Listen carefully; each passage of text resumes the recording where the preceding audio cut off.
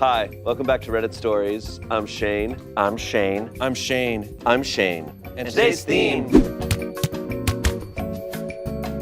I am at a loss as what to do with my wife's, who's 51, her request. My wife and I have been married since 2001 and together since 1999. She is the most intelligent, thoughtful, caring, loyal person I know and have always thought of myself as fortunate to have met and married her. She is, even today, aesthetically beautiful and men have told her this throughout our marriage. She has always shot them down. Aesthetically beautiful? She's aesthetically beautiful. You can be aesthetic. Well, I guess he's saying like, not only do I find her beautiful, she is beautiful, and everyone acknowledges. Wow. Earlier this year, she was diagnosed with uterine cancer, stage 1, and had a full hysterectomy. I was never concerned about the cancer. It was diagnosed early, dealt with quickly, and she made a full recovery. I took time off of work to look after her after the surgery, and all seemed well. There were some to be expected emotional instances on her part, and although I am not an emotional person, we dealt with them together. After her recovery, she was insistent that we start living life to the fullest, and took a 10-day trip to Europe, followed by a trip to Belize. We also have a trip to the UK and Spain/Portugal later this year. I am fine with these things, building memories and crossing bucket list adventures off her/our list. I also understand that these are a result of feeling fragile on her part. She also took up yoga, swimming, and healthy cooking classes. I was fully on board until last week. Oh. Last week, she came home from work and told me she wanted a hall pass.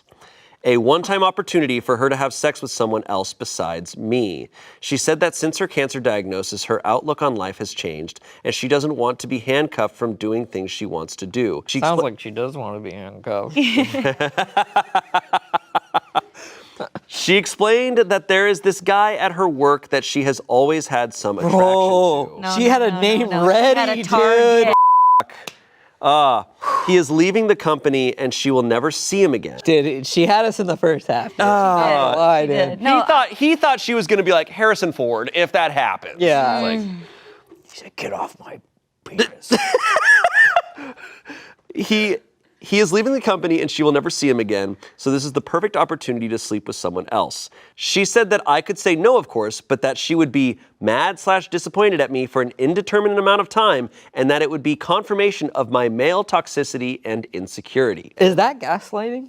Definitely. Absolutely. Okay. 1,000%. No, that's some bullshit. That's not male toxicity. We've read so much male toxicity on the show. Thank God. That is not male toxicity. No. He's being like, I'm sorry, you can't your coworker. I don't want to give you a hall pass to somebody that you literally just named that you want to That's crazy. You toxic piece of shit. I feel like I want a hall pass to fuck anybody, and I know exactly who it is. Yeah, no, that's and you're fucking holding me back. Crazy. I don't consider myself to be toxic, and if not wanting your wife of 20 plus years to have sex with someone else is insecure, then I guess I'm insecure. I told her that I appreciated her talking to me about this, but approval via I appreciate it.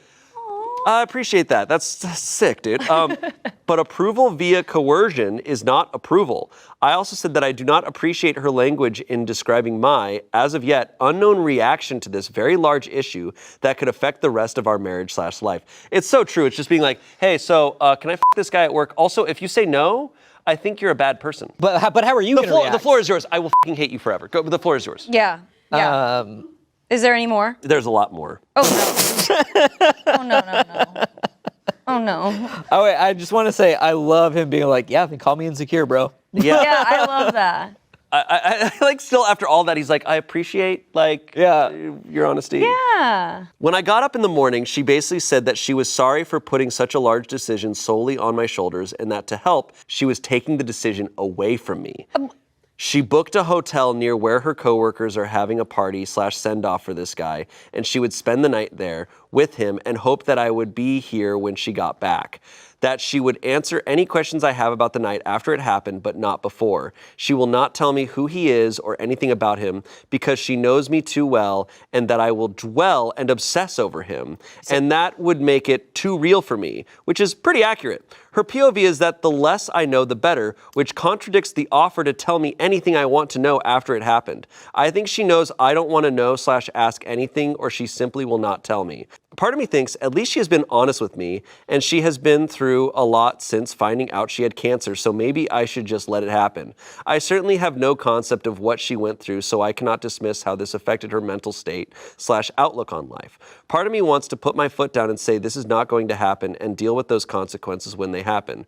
Her BFF called me callous for even suggesting that I wouldn't let it happen because I have no idea what she went through. I find it hard to believe that she is okay with the possibility of throwing away 20 plus years of marriage over some guy that she has had no relationship with outside of work, and that I should just call her bluff. Maybe she thinks similarly that I won't throw away the marriage because of one encounter.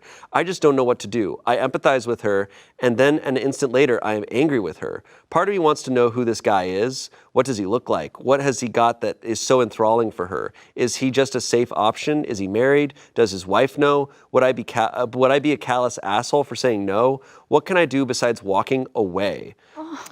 I like how she was like, look, I'm an empath. I can tell you're going to be mad. So I'm gonna, you know what? I'm gonna go cheat. Yeah. I'm gonna anyway. I'm gonna just him so that I'm gonna make this easy for you, so you don't feel any pain. Right. Wow.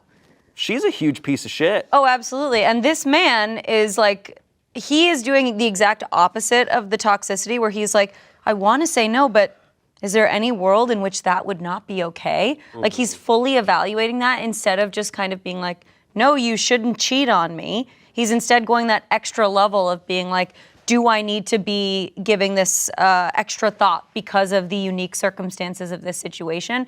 But frankly, no. He doesn't. He's giving me a little bit of like, he's been in a controlling relationship for a long time. And so he's like, yeah, I guess I'm trying to see her point. It's like, I think you're trying really hard to see her point because she's probably like, I don't know. It just gives me the vibes of someone. I don't know these people, but it's just like, come on, this is straightforward. Like, none of, I don't want to say none of this, but a lot of this behavior just like doesn't happen in a vacuum. right. Like it's never like. That's what I mean. Yeah, it's yeah. like it feels a little bit of conditioned. Yeah, like it's I'm like like, you came back more selfish? That's crazy. It's pretty objectively, cruel is a strong word. It's pretty cruel. And I think so too, especially because in everything that he described, he has been giving her so much freedom. He has been her rock. It sounds like he's been incredibly supportive and communicative all throughout their relationship, especially post-recovery.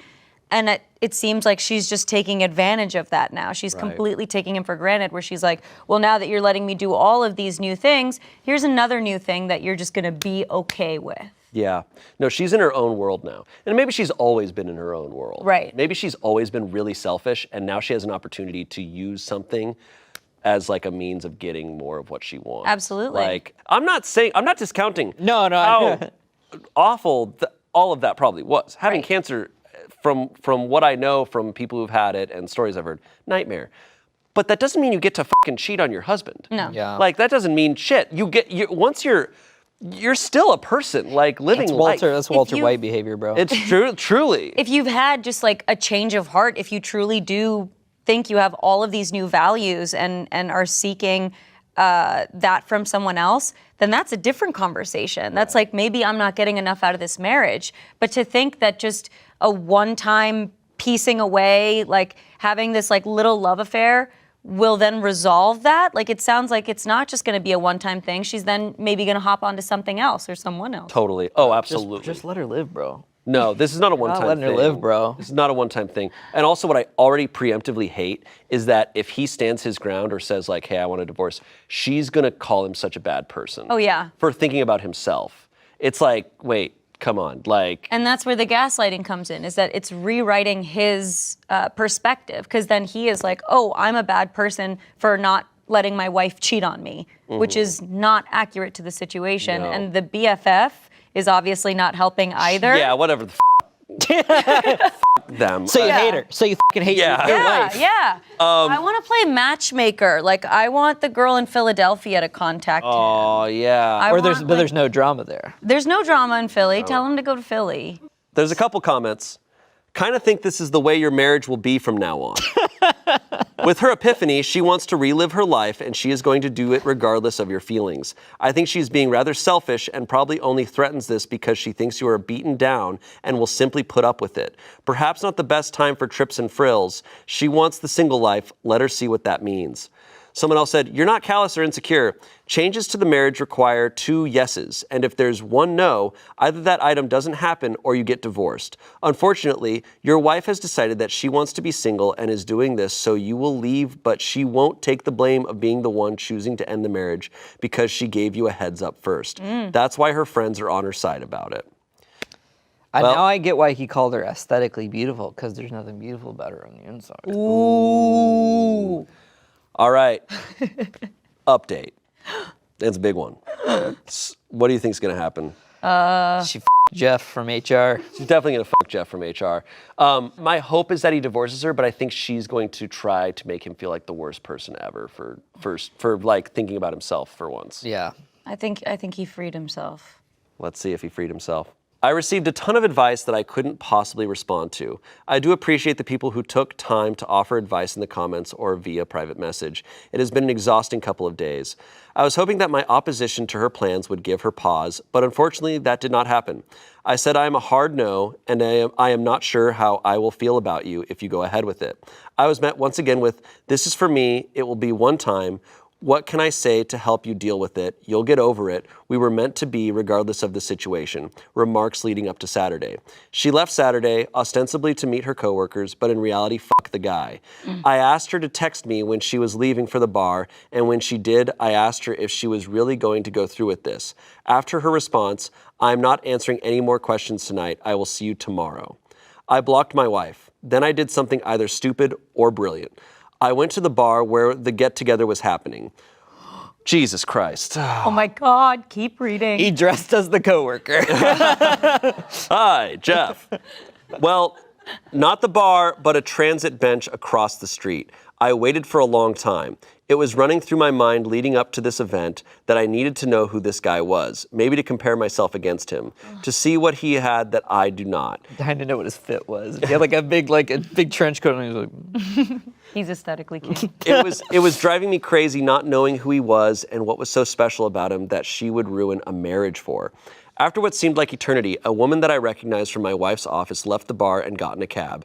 Soon other people started filing out, and a whole group came out, and people were hugging a man and shaking his hand. I assumed that I had my guy.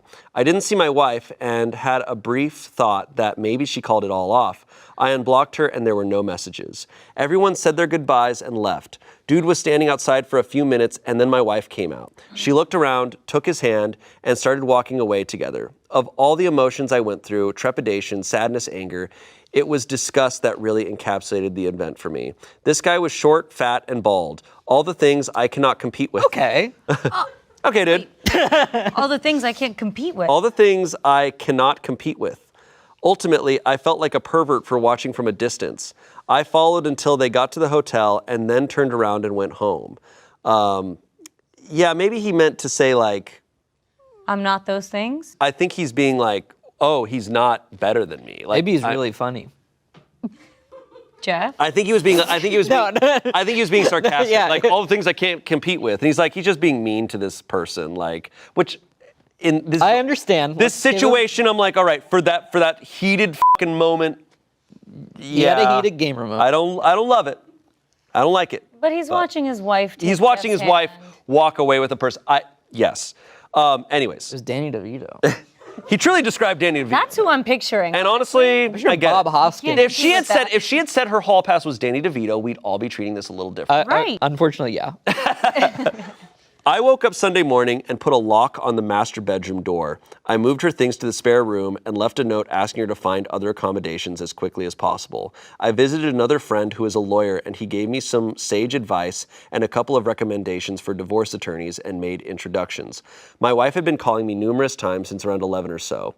Once blocked, the calls go to voicemail. I listened to the first couple but felt nothing but some satisfaction when she couldn't get through to me and she was obviously becoming concerned.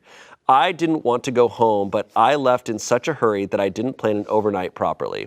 I got home around 9, and as per my buddy's advice, I recorded the interaction. I was halfway up the stairs when she came up from the family room asking, "What is going on? Can we talk? I thought we talked about this." Just answered with, "I am not interested in discussing this tonight," and went to bed. After not getting a response from me through the door, she left me alone. I feel kind of like a child for not talking with her and shutting the door on her, but I just couldn't look at her.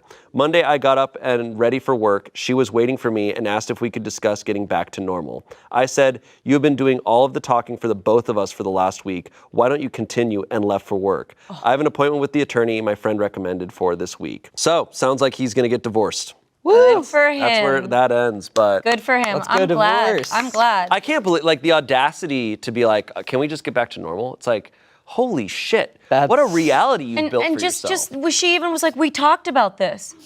No, we didn't. You threatened him I think walked. this has been 20 years. That's my take, like, because there's a lot of couples like that. And it's just like, I don't know, it's just sad that to get to a point where you think you can get away with that. Right. Is fucking crazy. I feel so bad. All I can do is just think about how he must have felt seeing that, which is why it's like all the stuff that he has written. Bro. So that makes, he obviously was just so hurt. Because like, I know where I stand on cheating, where if someone says that, if they're just like, yeah, I'm gonna go cheat on you, I'll be like, all right, so we're breaking up right now. Right. Yeah. Right. That's just so that's just the thing. Yeah. But anytime someone's like, oh, I'm gonna go and I'm gonna see, I'm like, in my head, I'm like, don't. Because that's gonna stick with you for ever. You already know you already know the thing, you already know you just need to get out. That would ruin my life. Don't try to seek it out. Like, I can't imagine. I can see him trying to just like hold on to this idea and 20 years, yeah. I mean, and also just like, I feel like I know myself and I would also just be like, I need to know why. Like, was there something that I did? Totally. Like some sort of reasoning behind it, because he's done nothing but show up for her. So this kind of seemed like a last ditch effort. But honestly, I'm kind of glad that he did, because it took seeing that and feeling those feelings for him to be able to snap and be like, I'm done with you. And it's important to know that with cheating, it's not you. It really isn't about like, what do they have that I don't? Like, it's really, it's her. Like, she's living her whole life. There's so much going on. It's like, you're out of the equation, kind of. Yeah. I think he truly gained a lot from posting this, which is awesome. Perspective, and also just like all of these thoughts that he was like, am I insecure? Am I being callous? Am I being toxic? And it sounds like he got an overwhelming amount of people saying like, no, you're being gaslit. Like, you're doing great. And then he was able to reverse it and be like, great, now I have the confidence, I have the backing to know that I am not being toxic. I'm instead just being completely reasonable. And so now he felt strong enough to hold that up and really hold his ground. So I'm really happy for that. Yeah, I think for people like him, it's just, you have to ask yourself the question of like, does my partner respect me as much as I respect them? And it's like, it takes like 2 seconds to be like, no, absolutely not in this situation. Right. And it's just like, okay, then no. It's a partnership. It's supposed to be equal. And I love what that other person said as well, in that a marriage, 2 yeses, or if one person says no, it's a disagreement, might lead to divorce or whatever and whatnot.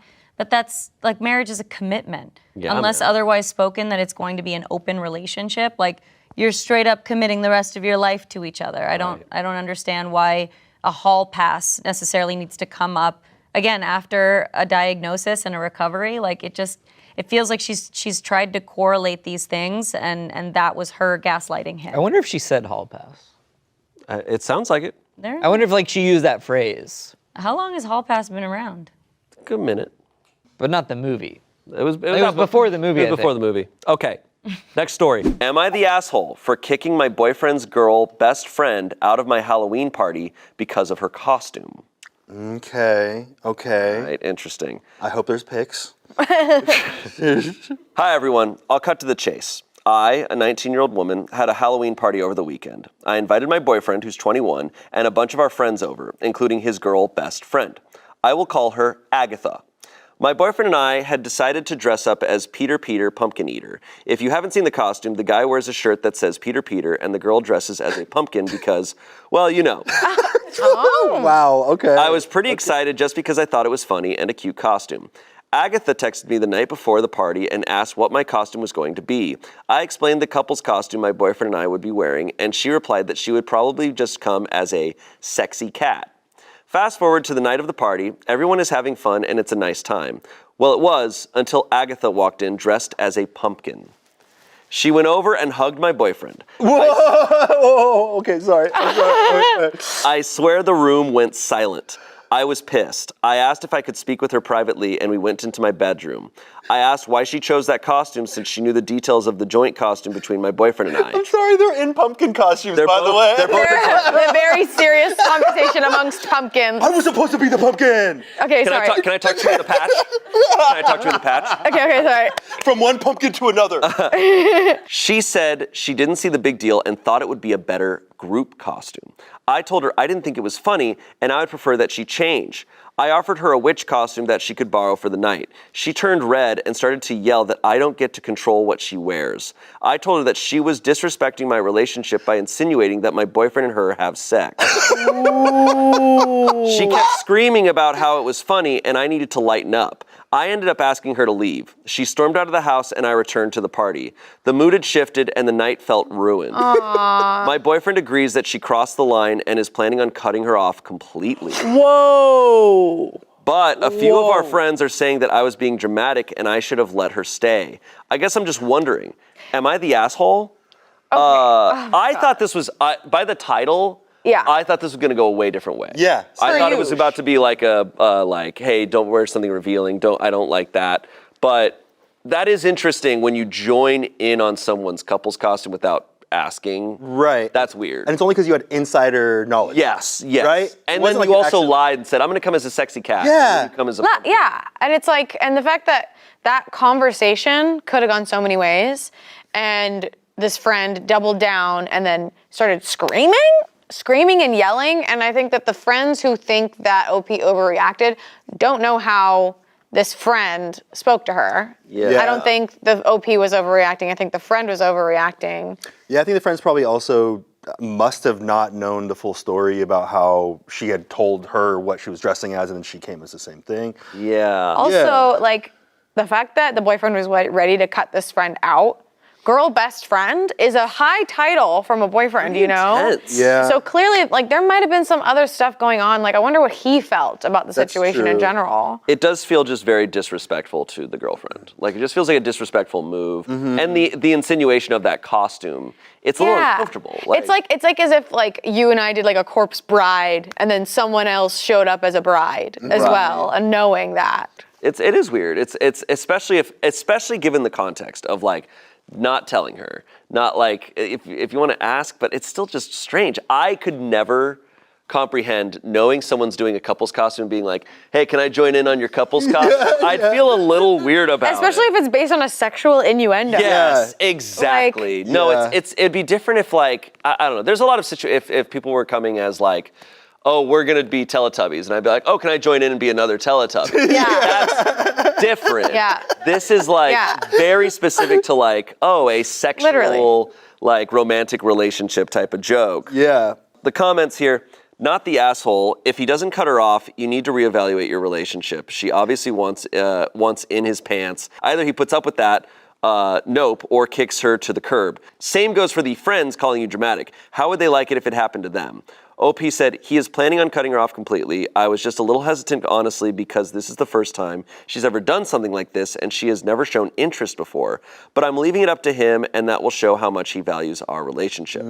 Someone else said, some girl best friends don't actually want the guy, but want to prove to themselves that they can get him if they want. She seems like one of those people. If she was yelling at you at your own party, then you were justified in asking her to leave. Friends should always respect their friends' relationships.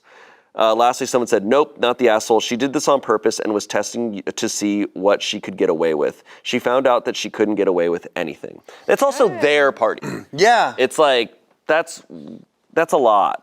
I agree. It feels like it was a test of control or ownership in some way. Not necessarily that she like wants to be with him, but in a sense, it's almost like he's mine. Let's see what happens when I throw in this wrench. That seems pretty valid. I do think there's a lot of people out there like that, you know, who just live for that, like... Just serving the ego. Yeah. Just wanting to prove to themselves. And it's weird because, like, I have seen group costumes where there's a couple and a friend joining in a thing. Totally. It's pre-discussed. Like, like if she wanted, if it was actually coming from a good place, that best friend would have asked, and she didn't. Absolutely. She lied.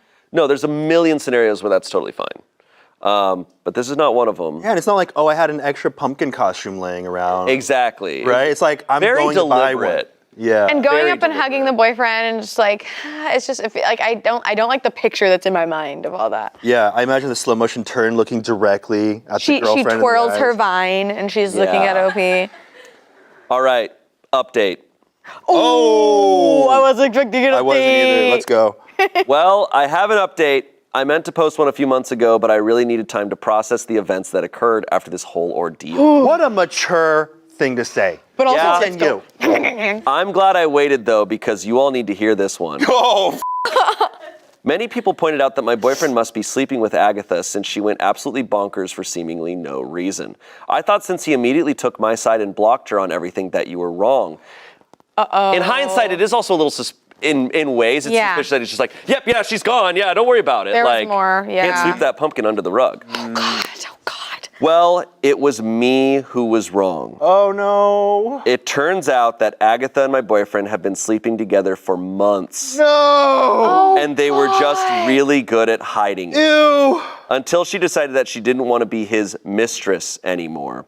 I found this out when I was at his house and hanging out in his room. He was showering after a workout and I heard this vibrating noise. He had taken his phone and mine was right next to me, so I couldn't figure out what it was. I opened his bedside table drawer and found a second phone. Oh. My gut told me that something wasn't right. Why would he have a second phone? It's just for dealing drugs, right? Yeah. Maybe, Right? I would have you know preferred what? that. Maybe he's doing crime. It didn't take me long to guess his password, and my fears were confirmed. There was a missed call from Agatha. I looked through the messages and found out the truth. Not only had they been sleeping together, she recently found out that she was... Holy shit. No. Not only had they been sleeping together, she recently found out that she was pregnant. Oh My God. This was the reason she pulled the stunt on Halloween. I'm the mom pumpkin. She was trying to force his hand. I also saw that he was messaging other girls as well. I was completely devastated. After his shower, he found me grabbing all of my belongings and putting them in my bag. He asked why I was leaving, and I told him because we were finished. I threw his phone on the bed, and he looked like he was going to vomit. He started pleading with me to hear him out, but I didn't want to hear it. He could have all of those other girls. I didn't want him anymore. He followed me out of the house shaking and crying. He even followed me all the way out to my car trying to block my path. I went over the grass around him and didn't look back. He sent me a long message about how he never wanted to hurt me, that he wanted me back, and how he was using his work phone to text all of these women so I wouldn't find out. That was really helpful. I didn't want to hurt you. I just wanted to keep a secret from you. Cheat on you and get someone pregnant. I sent his boss a nice little message about how company property was being misused. I saw on LinkedIn he no longer works for that company anymore. Oh. He is blocked on everything now. I hope he and Agatha have a magical life with their baby. Oh, I heard through the grapevine that he got one of the other women pregnant too. This guy. I'm glad I dodged that bullet. Yeah. As for me, I am currently in therapy working on my trust issues and learning how to love myself again after this situation. I've been putting myself out there again and have cut contact with anyone who knew what was happening behind my back.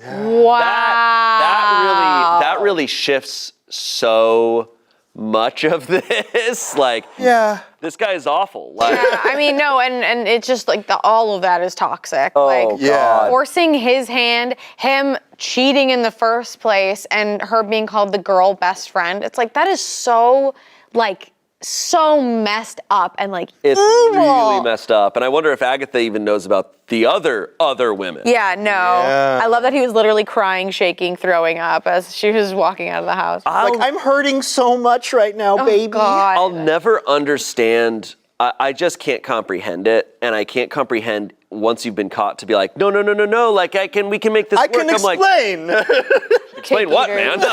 yeah. Oh, I cannot believe. He's like, so I had a lot of trauma in my life, and this is the way that I hurt other people. Right. Oh, That's God. it, babe. Dude, that went so much worse than I was expecting. Yeah. Yeah. I was thinking like, okay, maybe, no, I was like, no, they're not sleeping together, nothing happened, but maybe there's feelings, or maybe she's tried before. Maybe she has feelings for him, but for it to go that way. Yeah, no, she clearly dodged a bullet. The bullet being his seed, because he just be getting people pregnant and that are not his partner. That's crazy to me. And yeah, I agree. It is so strange when the cheater goes, no, wait, I want to fix this. I want to make, like, no, you only want to fix it now because you've been caught. You are doing this and at a crazy level. And like crying like he's hurt by it.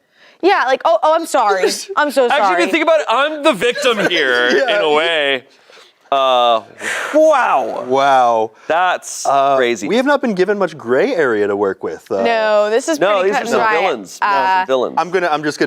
I just want like lots of comments on this video. I'm like, nope, that guy was in the right, bro. Yeah, Actually, bro. if you think about it, he's just such a strong seed. He must keep sending his Sigma seed. behavior. the stories that always blow my mind are the ones where you start off and you have a villain. Yeah. And then another villain comes in. Oh, yeah. So much bigger. The final boss. Yeah, truly. Like, that, it's like, okay.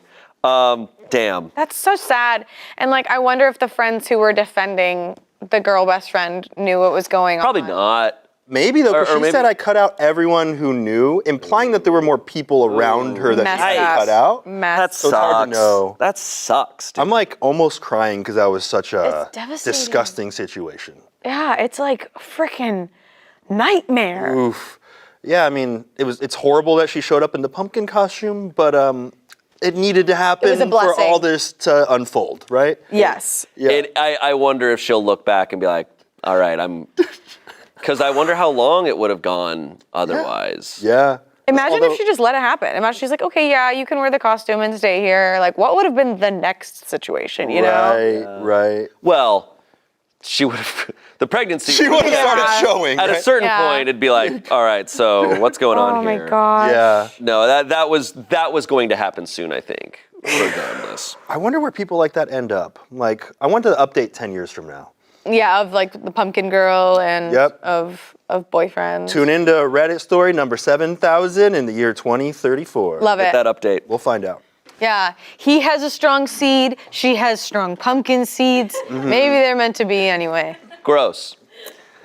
Yeah, I feel gross hearing that. Yeah. Yeah, I feel gross. pretty bad now. Yeah. Strong seed is bad. I don't like Such a that. weird phrase. A strong seed. It's like a line from Game of Thrones. Yeah. Yeah, Literally. Okay, next story. Today I fucked up by submitting hardcore furry erotica instead of my final paper. That's just like you.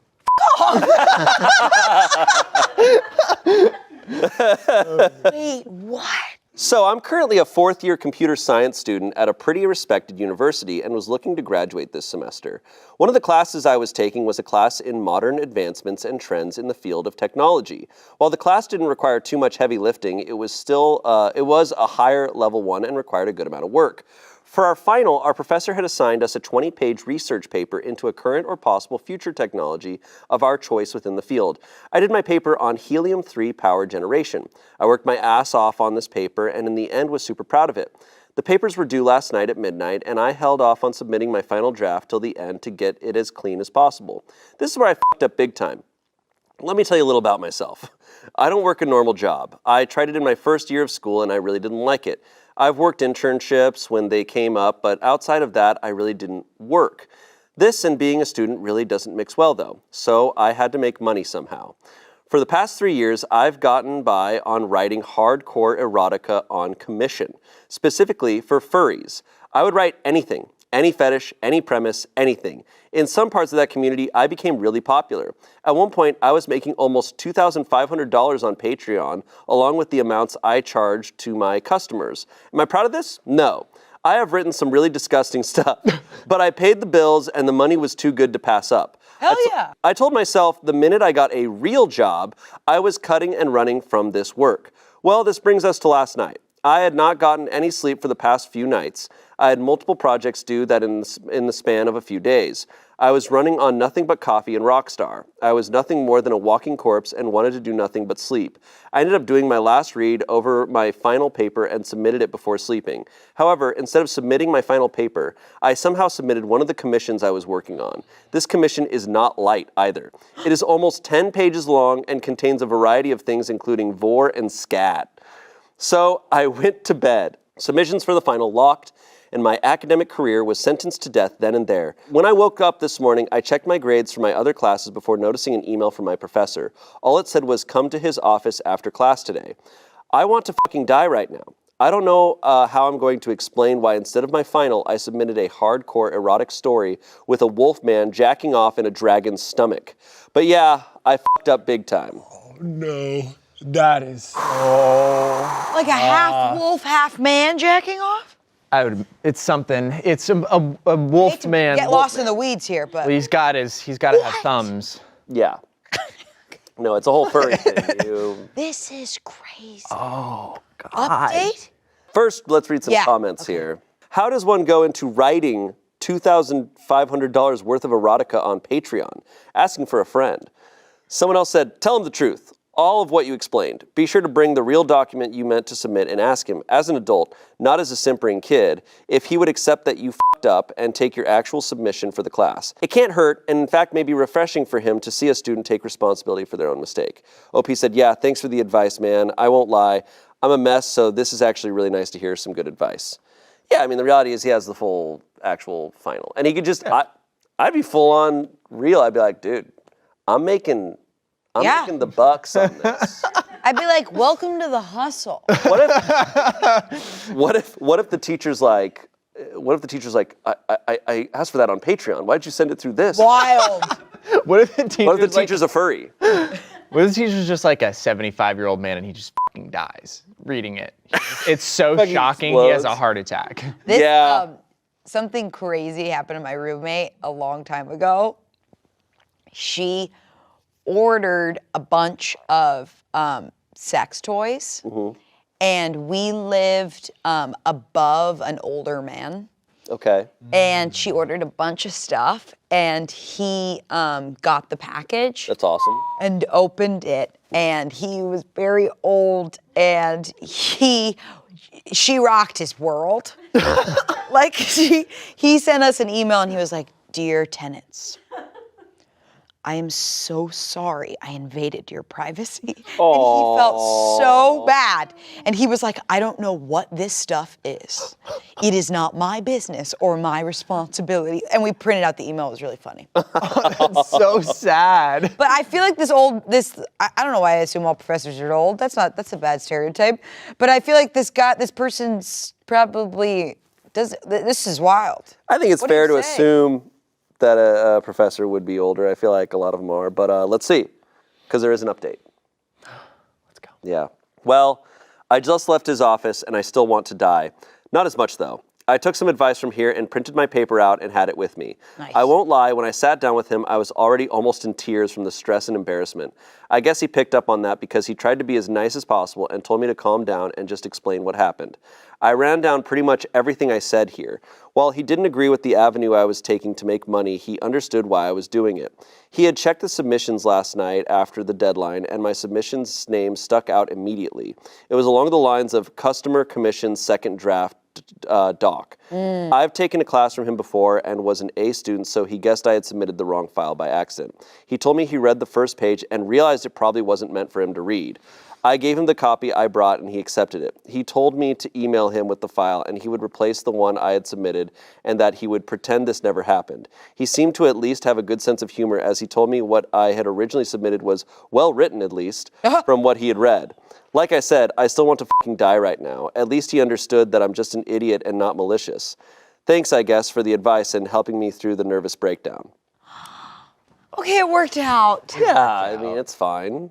It's Yeah. Imagine he's like, I read the whole thing front to back. Great work. He's like, that was awesome. Like, awesome. what if he was just like, I have notes? Don't give me your actual The paper. teacher's sweating is like, so you have a picture? You write these all the time? Could I? He goes, where would much- anyone find the Patreon? It's crazy. How much do you charge for more of these? He's like, let's talk about like the literary breakdown of Act 2. So the dragon, does the dragon, what happens in the next part of the story? Who is the dragon? Who's the dragon? What is the dragon's, purpose here?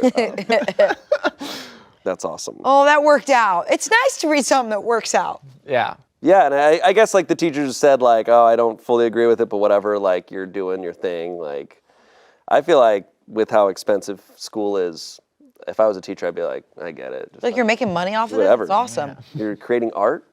You're writing for money? Hell yeah, dude. Oh, yeah. Rock on. Here we go, next one. I found my wife's secret Google account and I'm sick to my stomach. Boy. What's she been Googling? Let's get sick. This is a 36-year-old man. I met my wife, Bailey, who's 33. Expose. Expose. You're on Reddit stories. I'm not baby. here, this is me. I met my wife, Bailey, who's 33, 9 years ago through mutual coworkers, and we hit it off immediately. I fell absolutely head over heels with this woman. She was everything I was looking for. I had gotten out of a toxic, dare I say, abusive, long-term relationship right before that with a woman Bailey had been acquainted with, but not friends with. I had her blocked on everything and had no contact with her since breaking up. We got married right after the tail end of the pandemic, bought our first house together, and started trying to conceive. That was difficult because Bailey has PCOS, but last year she finally gave birth to our first daughter. I'm having a blast being a dad. It's kind of a dream come true. I finally got my happy life with my perfect wife until last Monday. My laptop's battery shit the bed, so I opened up Bailey's work tablet with an attached keyboard. You can set it up like a monitor to check on some tax stuff. She wasn't home, it was just me and the baby, but we've never asked permission to use each other's devices. We've always been open like that. There's nothing for us to hide, that's what I thought. When I opened up the internet, I noticed she had the incognito tab open. Never in a million years did I expect to discover what I did. My wife has a secret Google account with a photo album saved called XX. So I clicked on it. Did I discover an affair? Nudes? Nope. In this Google album were over 300 photos, 348 actually, of my ex. The woman I was with right before I met Bailey. The woman who tormented me and made me feel worthless. The album said it was started back right around the time Bailey and I started dating and was updated as recently as 2 weeks ago. The photos range from candid shots with family to pictures at her work functions. There were even pictures from her yearbook. I don't know how Bailey could have found her high school yearbook photos, photos from vacations, ID photos from work, pictures of her in crowds, screenshots of videos, and screen recordings of videos. Just her. The other people in the photos would be scribbled out, or the people would be cropped and zoomed in just on my ex.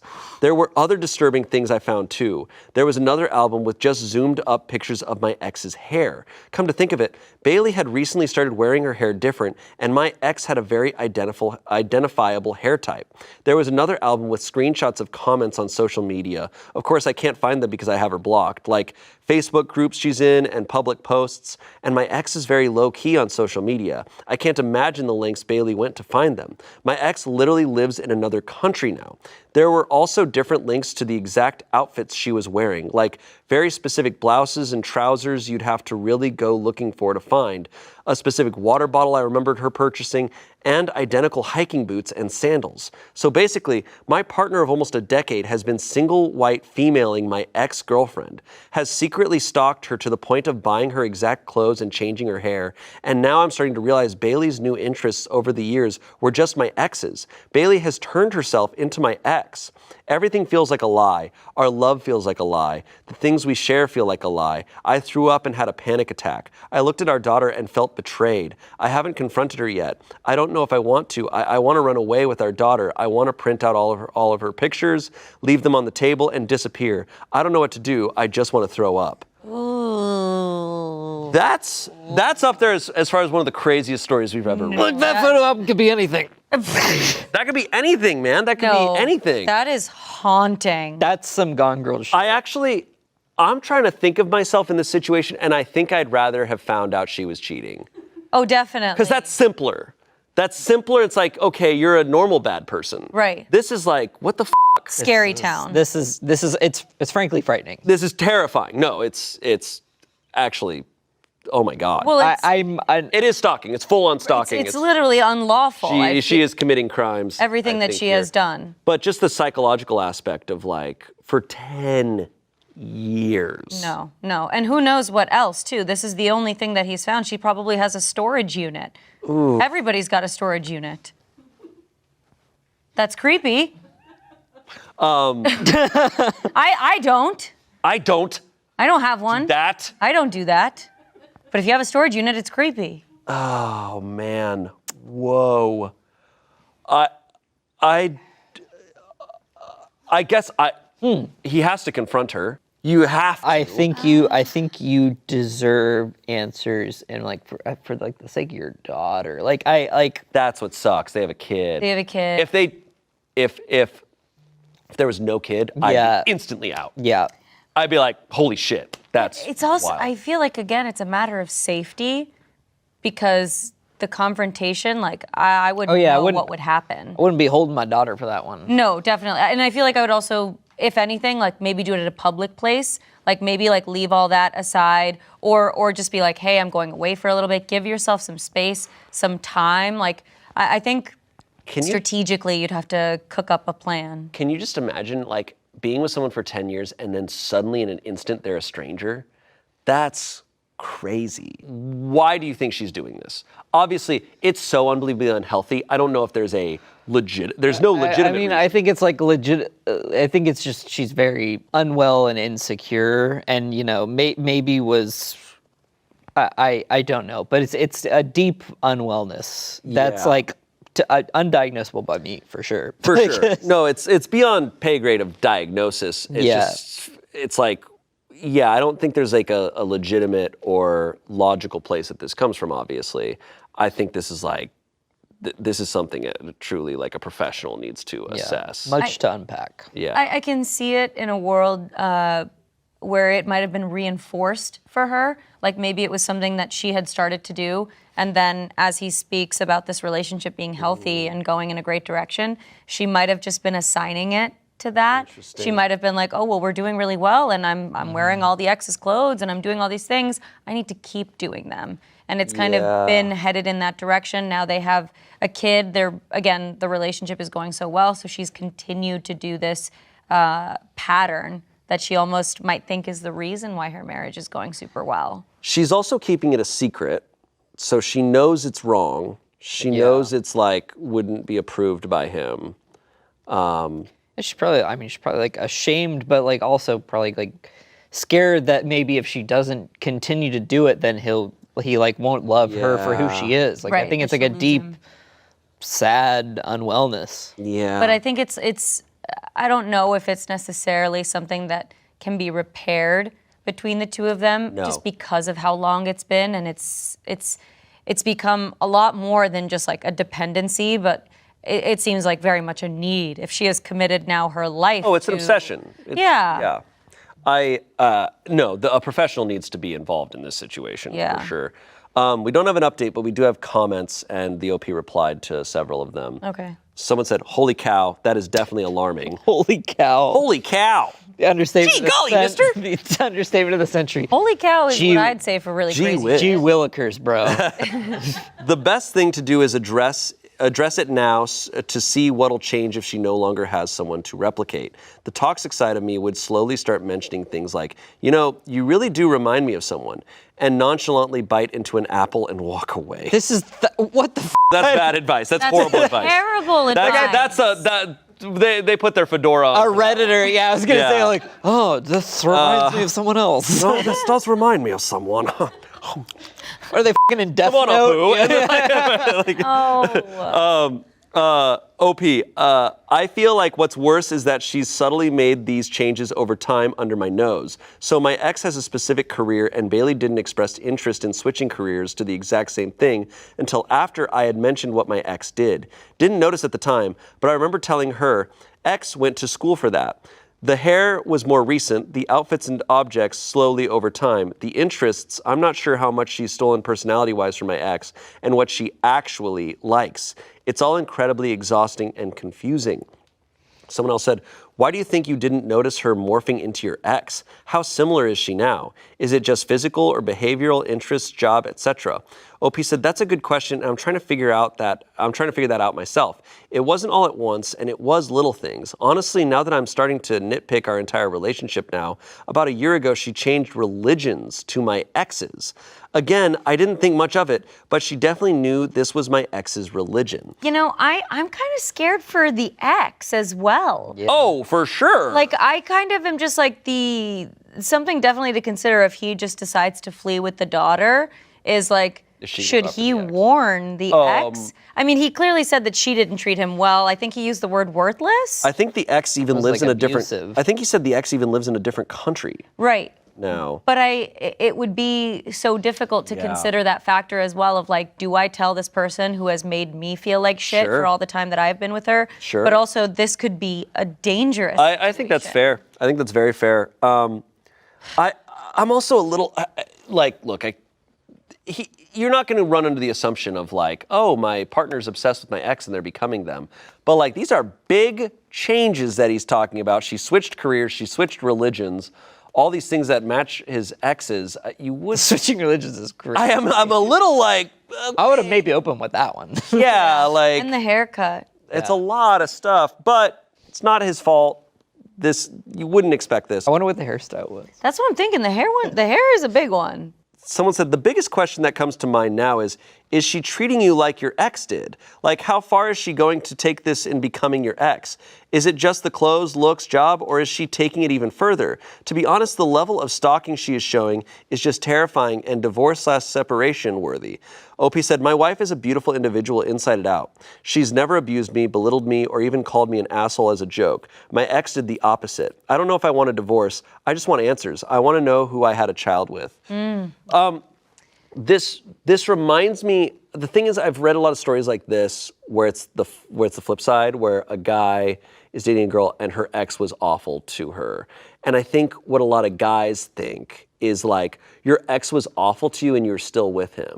So all of these features and stuff you must be so attracted to that you would tolerate being treated so poorly that, oh, that's what you're actually attracted to. Or maybe in like a twisted way too, she's like kind of trying to amend that by being all of those same things but treating him better. Yeah. Which isn't, again, an excuse, but it might be some of the reasoning that's going on in her head of why this might be okay, that she's trying to help like fix some of that for him. I think also the problem is we're trying to find a logical... Yeah, I mean, I don't know if there's logic here. He said it best. He's like, I need answers. I need to hear it from her because that's... everything else is just pure conjecture. Hopefully. I don't know if that's the right word. I think it is. No, it is. Hopefully we do get an update or something at some point because this was 2 days ago? 2 days ago. So the fact that we haven't heard anything since, it's been 2 days, I'm guessing probably hasn't gone well. It would be a quick update if it's like, hey, I talked to her and actually, it's cool. Right. It wasn't even her iPad. It wasn't hers. It was actually my ex's iPad that my wife stole. No, because she killed her. He needs to get a secret apartment, and then he can live there with the daughter while he like makes some money. He needs like a longer plan because again, secret apartment? Yeah. I'm telling you, because he needs to also build up a smarter plan because I think her plan is very convoluted, and she has a lot of, again, probably a lot more things that are hidden. So I feel like he can be a little bit smarter about it instead of just trying to get out and hope for safety. Yeah. I feel like there is more, again, talking to her would make it better, hopefully. But depending on how that goes, like I can't stop thinking that there's more lengths that she'll go to. She's going to extreme lengths, and the one I'm thinking about is he's like, there's a lot of shots of her in like crowds and stuff, and I'm like, that's some Jason. Did you travel and take photos of her? Like, I'm like, what the? What? Those aren't photos that you just found. Like, yeah, it's like, the scary, like scratching out of other people. That's like, scary. No, this sounds like a serial killer. Like, that's really scary. It's truly terrifying. hopefully we get an update at some point. We will read it here. My God, that's one of the scariest. She's planning something crazy. big. Well, let's move on to our next story. My best friend of 24 years, born a male, is now a transgender woman. I'm in love with her and not sure if I should tell her. My friend and I, both 24 years old, have been best friends our entire lives. We're practically brothers. Our parents grew up together, went to the same schools, so my friend and I were together ever since we were little babies. We've always had each other's back, protected one another, cared for each other when the whole world felt like it was against us. But the both of us knew we were always looking out for each other. My friend is an amazing person, someone I can go to and trust completely. I'm blessed to have this person in my life. My friend transitioned to female a few months ago, 100% completely physically a woman. She's been through hormone replacement therapy these past few years. Seeing her become so much happier is amazing to see. I'm absolutely proud of her. It's beautiful to see my friend now be so free, being comfortable with herself and always having the greatest smile on her face. But I'm falling for her, and these feelings aren't going away. I'll admit that I'm in love with my friend. The friend I've known for 24 years is who is stealing my heart, and I don't know what to do.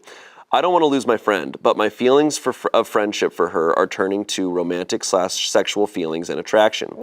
After my friend transitioned, we continued hanging out and talking like nothing changed. We continued going out to clubs/bars, the movies, restaurants, playing video games. Nothing changed. We kept doing what we always did. During this time is when my feelings began to change. I started falling in love with her. You know what attracted me? Her, the way she is. My friend is now acting like herself, acting free and full of life, always laughing, dancing, and being goofy. It hurts me because this is someone I grew up with, and I'm afraid my feelings are going to push her away or make this awkward. Like always, I'm insanely happy being with my friend, but my feelings for her are killing me right now every time we're together again. I've fallen in love with her true self. Her true self is absolutely beautiful. I've spoken to another close friend of mine about this. I just got made fun of. Ha ha, you want to fuck your bro? Seriously? Is practically what I got. Ugh. They didn't understand where I was coming from. They didn't understand what an insanely amazing person my friend is. This friend of mine feels it's creepy and nasty that I'm falling for my best friend. They also aren't taking my friend's transition seriously, which is another reason why they're acting immature. All he did was make fun of me, so ever since then, I haven't spoken to anyone else about how I feel. Also, aside from being scared of losing my friend, I'm afraid of what our families will think. What happens if my friend and I do end up together, and our families suddenly start to panic? I'm afraid of not only ruining my friendship, but the friendship our parents have with themselves for many years. Both of our families were completely supportive when my friend transitioned, not a single negative comment. Everyone is proud of her, and the love our families have for her hasn't changed at all. I feel I'm overthinking all of this, especially because being friends is very different from being in a serious relationship. If anything, our families would be insanely happy we're together and be so annoying. Ha ha ha ha ha. How it's written. Is that how you laugh, Shane? But I'm more worried about the negative response, which is why I believe I'm overthinking this whole thing. Plus, if I plan to even confess my feelings for her, I have to do it soon. She's always been being asked out on dates, but she tells me she's looking for the right person to spend time with. I feel this is my opportunity to confess, but I don't know if I should. I don't just want to confess how I feel about her, I want an actual relationship with my friend. If any of you have some advice, please definitely share it, because I have no clue what to do. I'll love to tell my friend how I feel about her, but I don't want to lose or ruin our 24-year friendship. I also don't want to make it seem that I'm falling for her just because she's now a woman. I don't want her to feel that way at all. What do you all think I should do? I'll absolutely appreciate the advice/input. I'll greatly appreciate it so much. Wow. That's so sweet. You know what it makes me think of?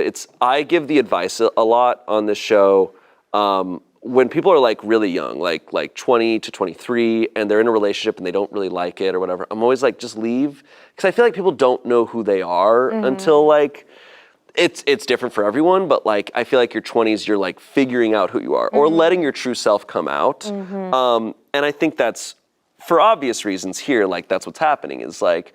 You're young, you're still figuring out who you are, and then, now that you're becoming who you are, you're like, I love this person. Now that they are fully like their 100% self, you're falling for them, regardless of gender or sex or anything. Like that can happen. Yeah, wow. I think this is probably common. Yeah. Common amongst people. I feel like we've heard a lot of stories on this show where or like there's a lot of stories online where it's like a woman or presenting person has a guy friend who and has been lying about their feelings and intentions the whole time, where it's like, I thought we were friends, like this sucks.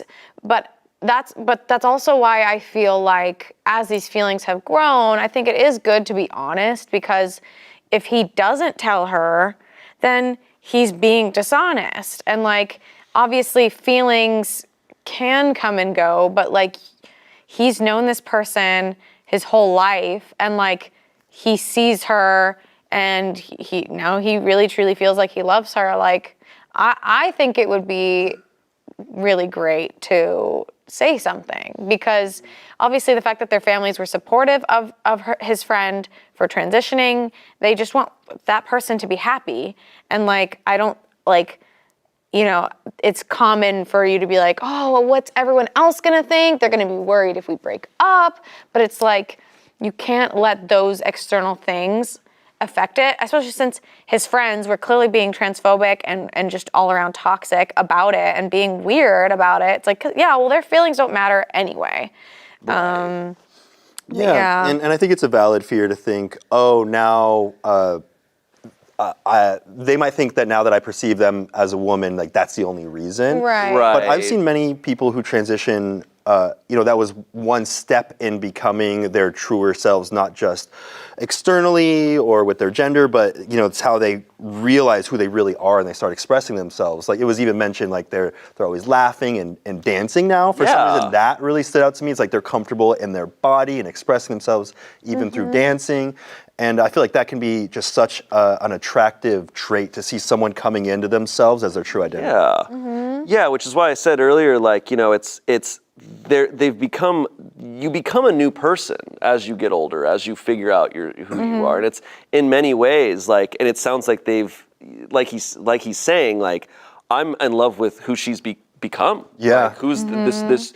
Now that I get to see who she really is deep down, I love that, and I think that's very valid, and I think it's really cool that he's concerned about that. Right. Like, yeah. I don't Very want to think empathetic. that it's just because of that. Like. Yeah. I mean, without knowing more, I agree with you, Courtney. I feel like he should tell her, and there's so much history between them. You think that maybe there'd be some extra layers of understanding, and maybe even like, hey, if it doesn't go back, both ways, I still want to be friends with you. Yeah. Yeah, and I think there's a way that conversation can happen where it's like, hey, I'm feeling all these feelings, but I'm scared to tell you this because our friendship means so much. I don't want to lose that too. I think that vulnerability would be... It's like, okay, I think... Yeah.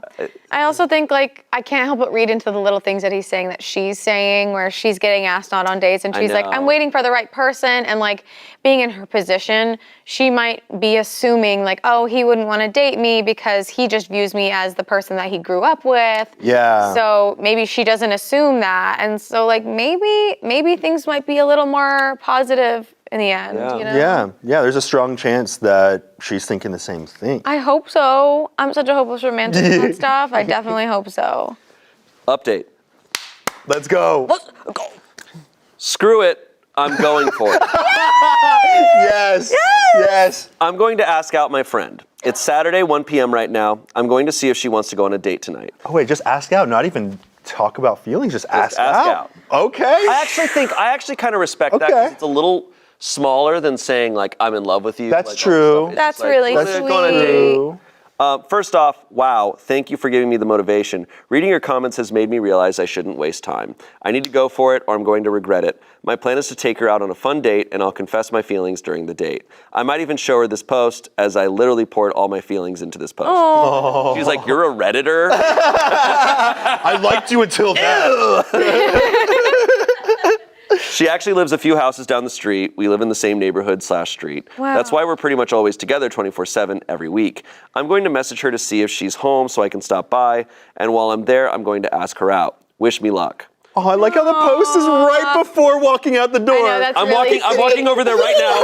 I have my desktop, I'm carrying it. My feet are in front of the door. I'm standing in the doormat. And also, like, learning now, like, how much they spend time together. She has figured out who she is, and the fact that, like, a lot has changed for her, but the one thing that hasn't changed is she's still choosing to be around him all Yeah. the time. Yeah. She's still choosing him. Yeah. So I'm optimistic.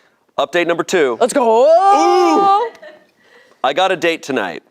I was insanely nervous walking to my friend's house, but I can't stop smiling because, wow, I actually got a yes from my friend. One issue I had was where the date was going to be. I had no idea, but I remembered she loves this 80s bar/grill that has karaoke every night and tacos. So that's where we're going. So tonight is going to be tacos, drinks, 80s music, and karaoke. Sounds like an awesome date. I told her pretty relaxed, I didn't rush into it, showed up, started talking like usual, and that's when I asked her. Told her I would love to take her out on a date tonight that I've been wanting to ask her out for the longest time. Oh, I definitely tried to hide my face from blushing, but she had a huge smile when I asked her out. oh. She's even extra excited because we're going to her favorite place. I feel asking her out has made her comfortable to flirt with me. She started complimenting me and even kissed me on the cheek before I left.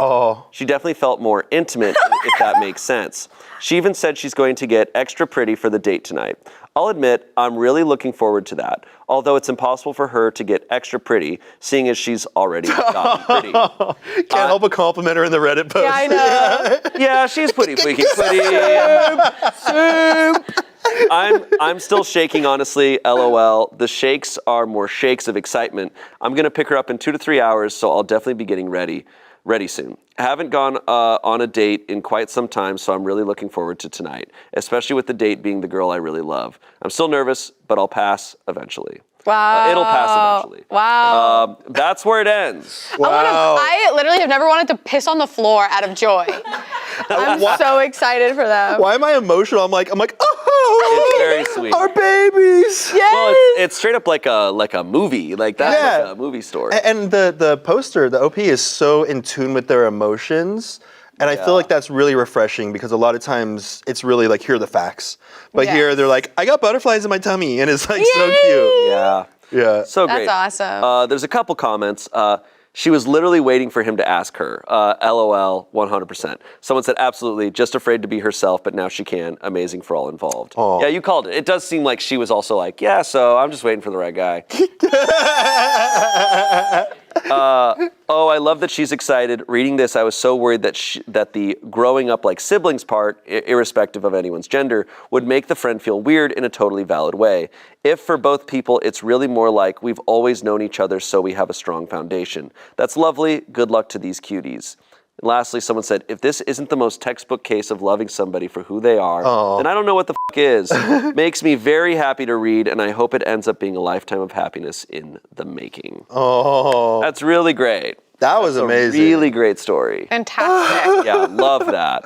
Yeah. That's really cool.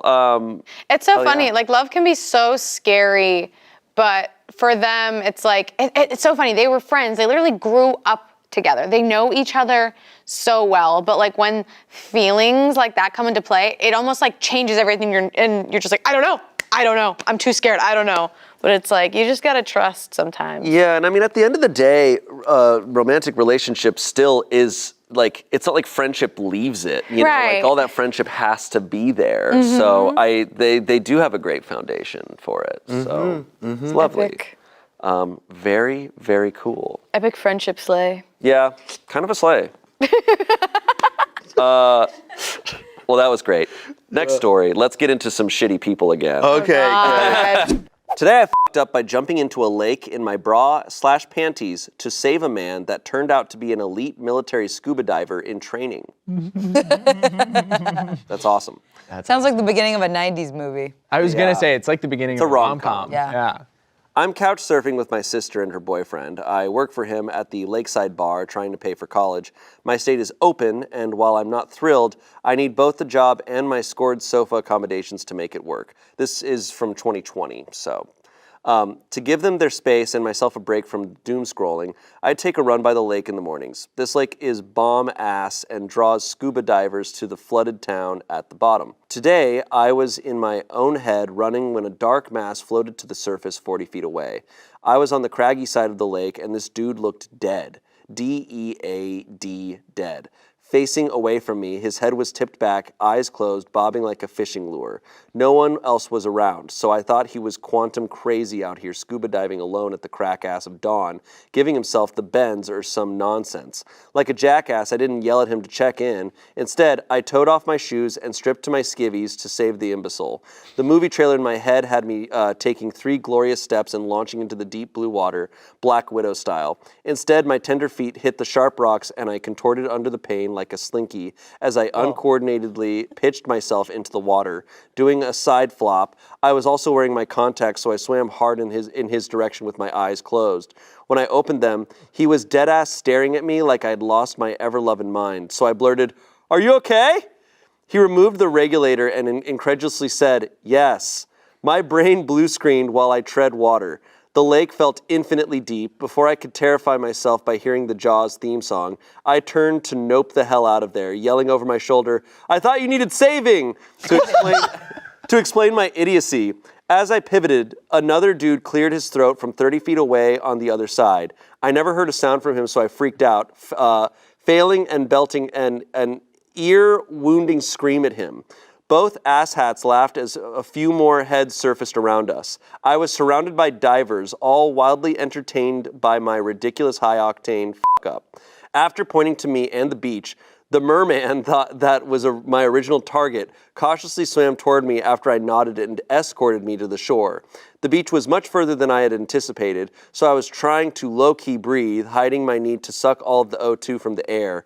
Also, the comedy of the situation consumed me, and I started to giggle. Finally, I joked, "Dude, you are lucky you weren't actually dying because it would have taken everything I have to drag your sorry ass this far." He chuckled before offering me a tow.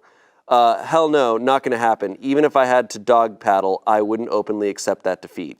He quietly mocked me the rest of the way to the shore. I'm a secret sap for it. They were cadets or recent graduates from military college here for the summer. They've been training in pools and were doing some open water exercises. They had been out there at least part of the night. I'm sure I blew up whatever drill they were running. He's training for pre-dive school, and since I am an expert Googler, I'm guessing that means combat diving. At the shore, I did my best to throw my shoulders back and march out of the water in my sports bra and undies in front of what I can only imagine are some pretty badass men. I did invite him and his clandestine crew for an absurdly overpriced beer at the bar tonight before shame jogging back into the woods for my clothes. Wow. So try to save a person, they ended up surrounded by a bunch of military men. What I love about this person is they really used the thesaurus for this post. They went back and... They said good writing is describing. Yeah, they're like, let me use really cute stuff for every single sentence. Yeah. Can I say something that might be an unpopular opinion? Whoa, whoa, whoa, whoa, all right. That's on them, the guys. Is there any way to be like, this is a test? She was just being a good Samaritan. She saw someone floating like a dead body, and she was like, see something, say something. Well, she didn't say something. She just immediately... She swam something. She just swam something. No, I respect it though. I'm like, No, do they it's have like a respectable. light or like, this is a drill? That's fair. Yeah, Like, what a scary thing. that's true. Is there an update? Did they go to the bar? Did she? There is an update. Update Oh, is my let's husband. go. I need Reddit sweaters that say update. So, first, there's a comment. Such a fun meet cute story. I hope they get to be happy together, sell the movie rights, and make a ton of money. Someone else said, this is hilarious. I can just picture you swimming with your eyes closed towards them. Haha. Don't be too embarrassed. It probably made their morning. What do we think is going to happen? Do we think that this is going to actually end up in them dating? Or is it just like an embarrassing story? I think they went to the bar and it was chill and whatever. Yeah. Probably. He showed, holy shit, a little bit ago. Yes, I was as dorky as you would have imagined, and now I'm typing this from the bathroom like a dumbass again, but I feel like you people are on the ride with me. He's handsome and funny, and he smells great. Yes, I hugged him. I'm Southern. It's what we do, not the smelling, the hugging. He's nice and smart and keeps defending me from my jackass friends at the bar, who have almost called him merman to his face. I think he low-key liked that everyone knew who he was, but not sure how he'll feel about being a Reddit celebrity. I've learned a lot about him, but it wouldn't be fair to share without his permission. His whole crew did not come. Only one, and his bud immediately started flirting with my coworker. That's a good sign, I think. Holy shit, you'd think I'd never met up with a guy before. Also, my friend straight up asked him if he saw my dragonfly undies that look like penises with massive glow-in-the-dark turquoise blue balls. Only she used the Reddit version. Thanks for that nickname, Reddit. He's also been sharing some of the shit that he's been taking today from being saved. He has the same self-deprecating sense of humor as me. I think we are vibing. So that's all the updates for tonight. He's getting the rest of my attention. Keep sending me those good vibes and peace, people. No more updates. No more updates, so I'm guessing she fumbled the bag after that. Maybe they shared a lovely, beautiful night together, and then he went off to go swim more somewhere else. Wild. That's crazy. She's crazy fun. She's crazy. She is fun. She's so funny. She was in the bathroom updating us, so she didn't give us a third update. She wrote that whole update from the bathroom. Like that's crazy. It. That's great. That's like. How would you feel though if you met up with like a similar type of story, just a silly meetup, and then you're at the bar talking to them, and you find out that they were like, oh, in the bathroom I was just updating the Reddit post about meeting you. Dude, I wouldn't like that. I wouldn't like that. Yeah, I don't know how I'd feel. Yeah. It depends though. It's a pretty crazy story, so I'd be like, I get it. That's ripe Reddit material. Yeah, she comes back and she's like, so what kind of diving are you in? I have to tell all these people who are asking. I mean, I have to tell these thousands of people. Whoa, that is wild. She's so cool to be like, come have drinks with me. Also, I wasn't trying to save your life. You look dead. And then just like, did you see my underwear? Also, what were dragonflies that look like a penis? I don't know. A lot of stuff there. Dude. New merch just dropped. If you guys saw somebody floating in the water. I would definitely be like, they're floating. They're floating and their faces above water. I would yell something first. I would like try to get someone better than me. I'd be like, look guys. No, you're by yourself. Look. You're by yourself. She was jogging by herself. If I was by myself, I'd go in. But I would yell first, and if they didn't respond, then. Dude, I don't know. Maybe I feel like I'd wait for a second. I'd watch, and I'd see if they like took them a little bit to move, and then I'd go. Be like, I don't know. I'm just confused. Didn't she say, maybe I'm misremembering, I thought she said like he was floating, like his face was above water. Yeah. And then it's like, okay, so he's breathing, like his face is above water. Oh, if his face was above water. He's also floating. But he's just like. Didn't she say he had a mask on? So like. That's why I'm saying it's on him. He should have like a little flag that's like, don't worry, I'm alive. Yeah. Don't worry, I'm alive. That would suck if you actually died and you had that flag on you. Oh God, he looks super dead. No, don't worry, he has the flag. He got the flag. Okay, next story. My son's friend's parents want to adopt him. His friend's parents want to adopt my son. Oh my God. Dude, we just love your kids so much. I, a 24-year-old woman, am a single mom to my son, Owen, who's 8 years old. It's been just us since day one. His father isn't in the picture and has been able to avoid child support for years now. Yes, I've tried everything. My own parents disowned me. We aren't on the poverty line by any means, but we definitely live paycheck to paycheck in a one-bedroom apartment. It's not ideal, and I hope within the next couple of years we'll be someplace bigger. For now, it's our situation. I've raised Owen to know that money isn't everything. We may not have a lot.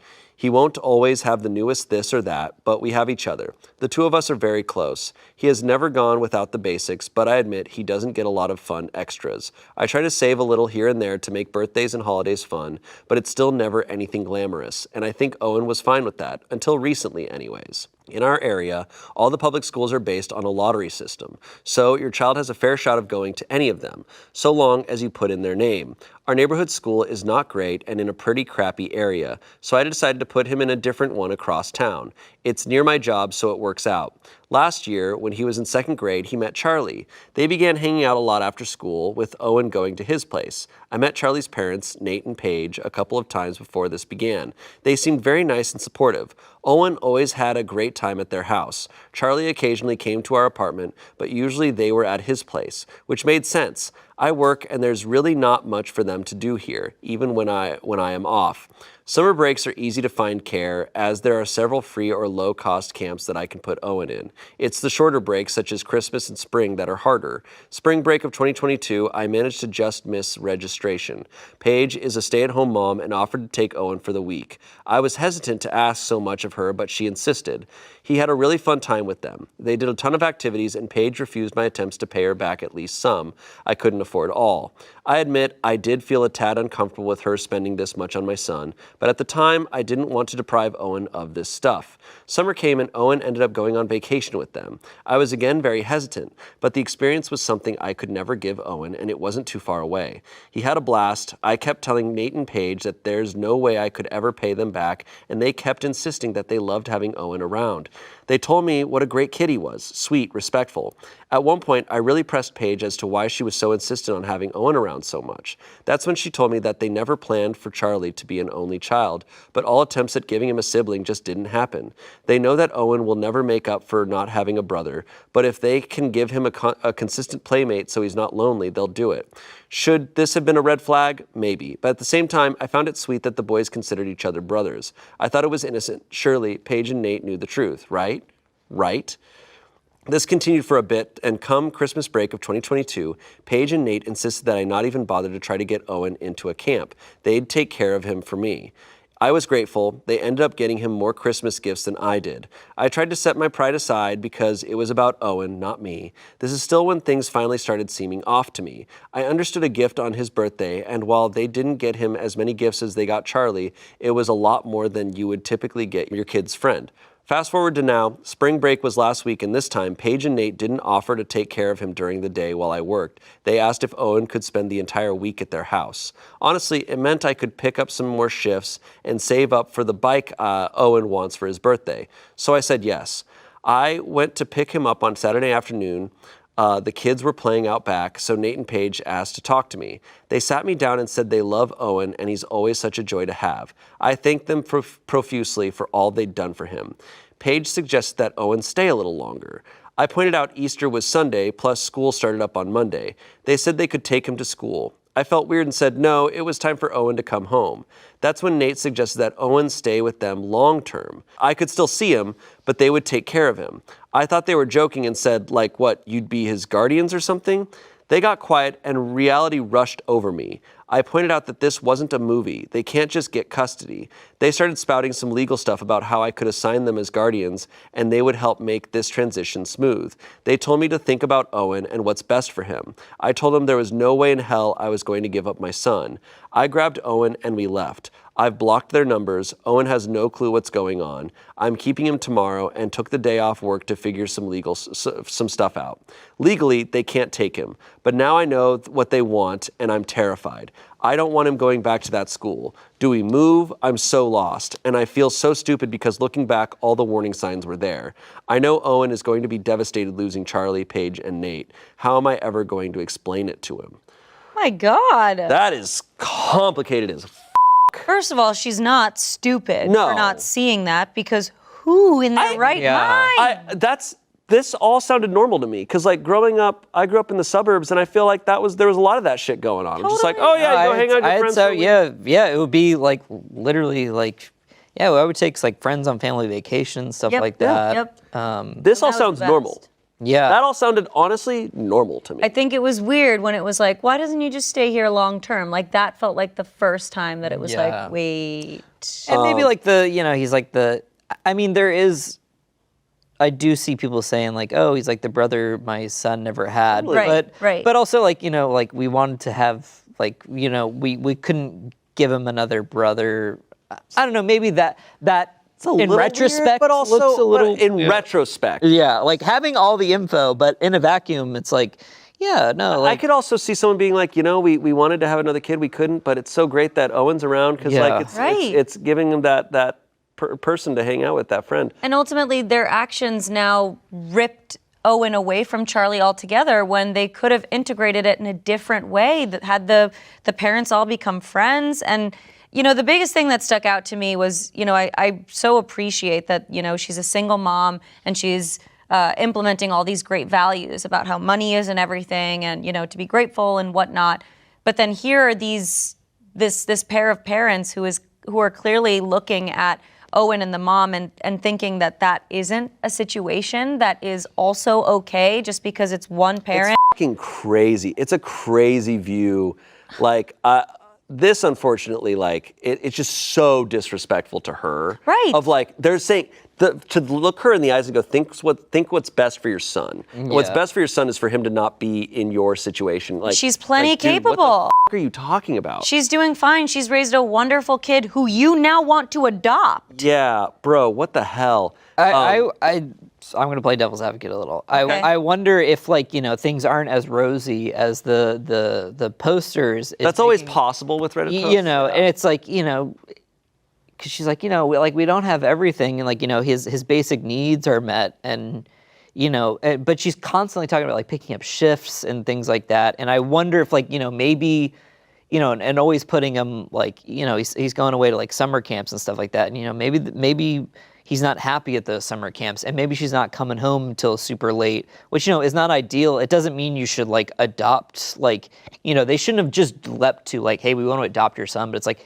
hey, maybe if you need like financial help or There's something so many like that. versions of this that I think could have been better. Like, if this family truly is like well off, like it seems like they are, it's like, dude, do you guys want to move to a place that has a guest house or something? And it's like, hey, do you and Owen want to move in and live here or something like that? And it's like, just Owen and the mom. It's not like there's this whole family that they would be taking on or anything, but you're right that there's a huge gap that they just hopped over. I would feel like humiliated, kind of. Oh, like, hey, like we want to like adopt your son. That's like, so disrespectful. Yeah. There's Like, so many easier ways to help that would not be so discredited. It's also just like they're thinking in terms of like, we can give him all these things, but what's more important is that the kid is with his mom. Like, and that, like that, the damage that would do, like to be like, yeah, your mom, we're adopting you. We're your guardians now.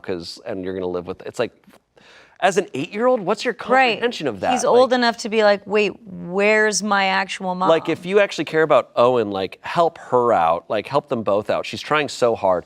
Yes, with every Reddit story, it's like, what is the actual situation? I want to talk to Owen. We never Put know. Owen on the Let's get Owen in. Call Owen in. Some comments here. It's one thing to offer support for a single parent with less means. It's another to take up guardianship of someone else's child. They're not thinking right, and Owen would always be second class to their son. They think they're doing you and Owen a favor, but they're really just buying their son a brother and playmate. It's so weird. I do see that, because it's like, she addressed like, oh, well, their son still is their son. And like, it is kind of like, oh, we want to do this for our son. It's like, I don't know. He's not a toy. I view it a little, I do view this, I don't like to throw these things out there, but it's like classist to me, of just like, oh, you little, like, we can just buy you, and like, your son will entertain us. It's like it's a little like dehumanizing. It's totally dehumanizing. Yeah.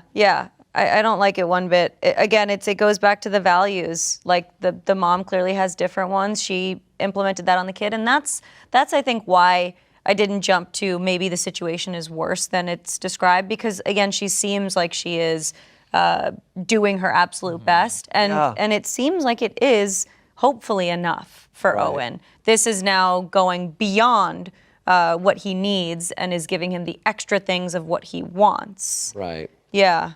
Someone else said, I would absolutely notify the school that he is not to go with Charlie's family. Document everything, dates he stayed, gifts, etc., because they sound sick enough to call child services and make a claim that you're negligent or unfit or something. And I'm sure they will say they have had Owen for long periods of time because you couldn't handle being a parent. We have an update. Well, what everyone feared would happen did. Tuesday, he returned to school. I told him he could still talk with and play with Charlie. I was hesitant to drop him off, but figured you can't live in fear. Most afternoons, my son takes the bus to a local rec center for aftercare. I had already told the school everything, and that Nate and Paige were not to pick Owen up. I managed to call and even make sure he got on the bus. Aftercare was also made aware of the change in pickup list. Well, a half hour later, I got a call that Paige had tried to pick up my son. The front desk refused to release him. Didn't say why, just that she was no longer on the list. She wouldn't leave and the police were called. She was escorted out of the building. While she wasn't brought to jail, there is a police report, and I'm using this to go to court and get an order of protection. Paige and Nate are also banned from the rec center, so if they do show up, they will get arrested for trespassing. The police are working on ways to protect us, and the local social service office has been made aware of the situation, so they should try to make a claim they're aware of the situation. That's crazy. That's terrifying. No, that is kidnapping if you show up and try to pick up someone's kid without talking to the parent.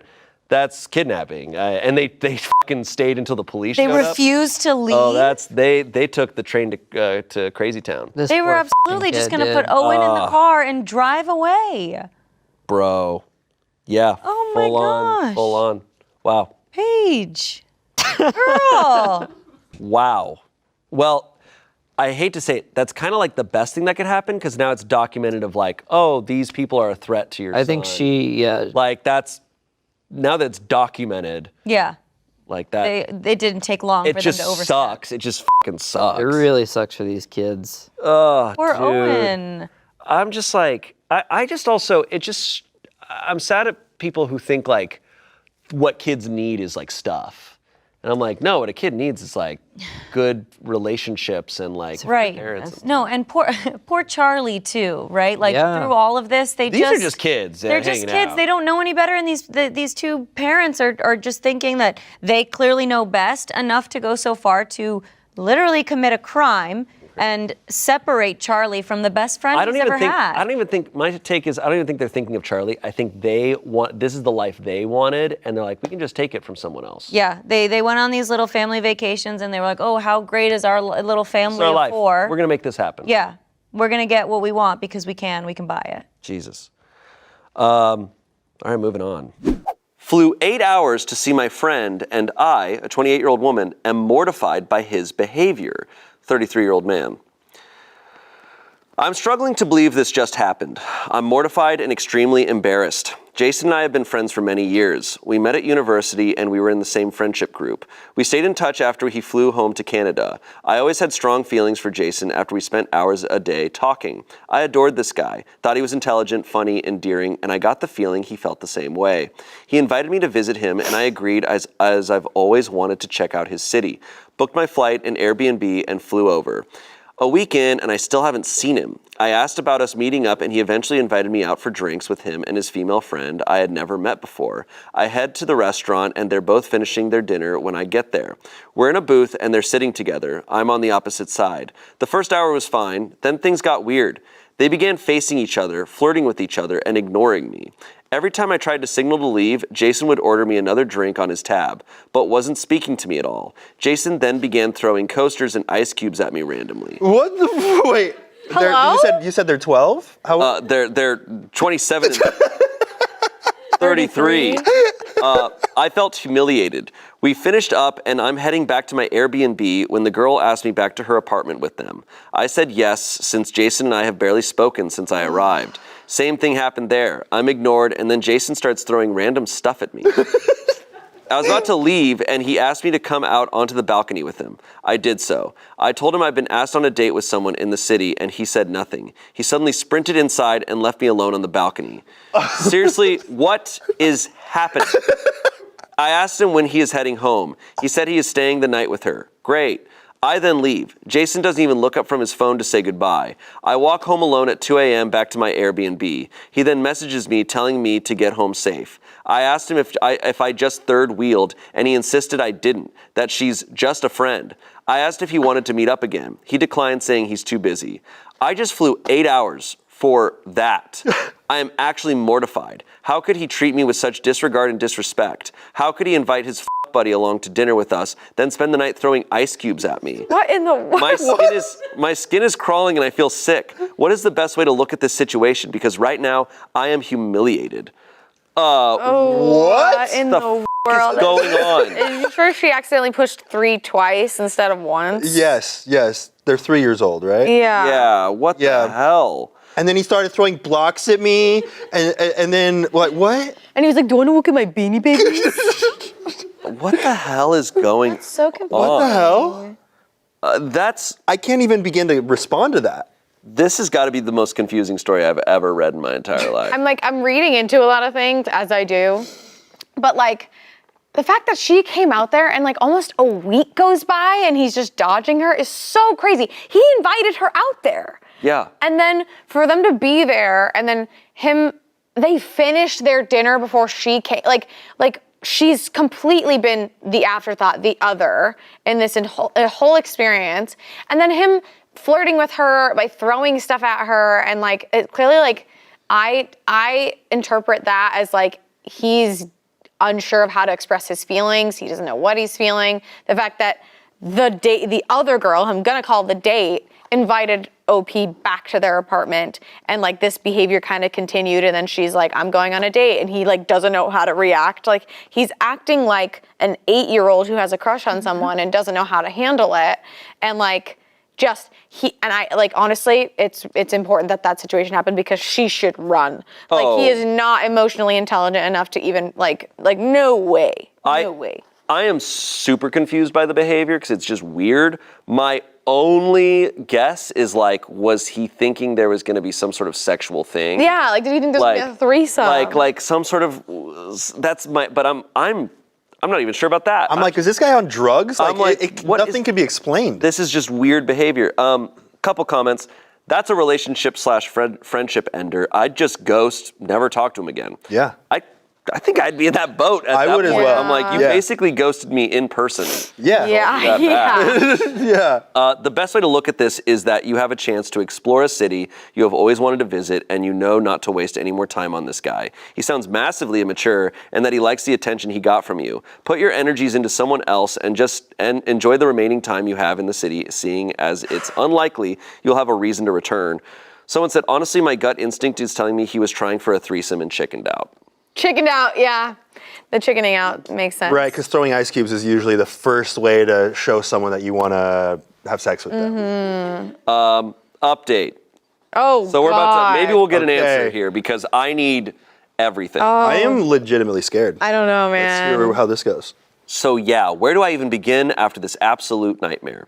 Unfortunately, I'm now remembering more of the night. At one point, we were in the girl's apartment. She grabbed his ass and started fondling his ass like I wasn't there, while I awkwardly watched from about 5 feet away. I felt completely embarrassed and like I was third wheeling. He then proceeded to stay the night. I walked home alone across the city at 3 a.m. He texted me telling me to get home safe while I was in total disbelief. And I can't lie, I'm in pain. I adored this guy. I wouldn't have accepted his invitation to fly 8 hours to see him if I didn't.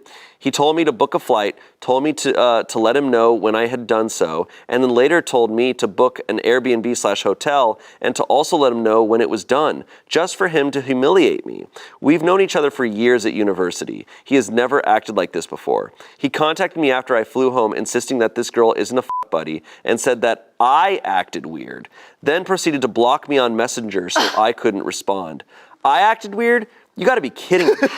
My head is spinning. Is it odd that I feel a bit shell-shocked by this? What the hell was his game plan here? Why would anyone feel the need to act so cruel?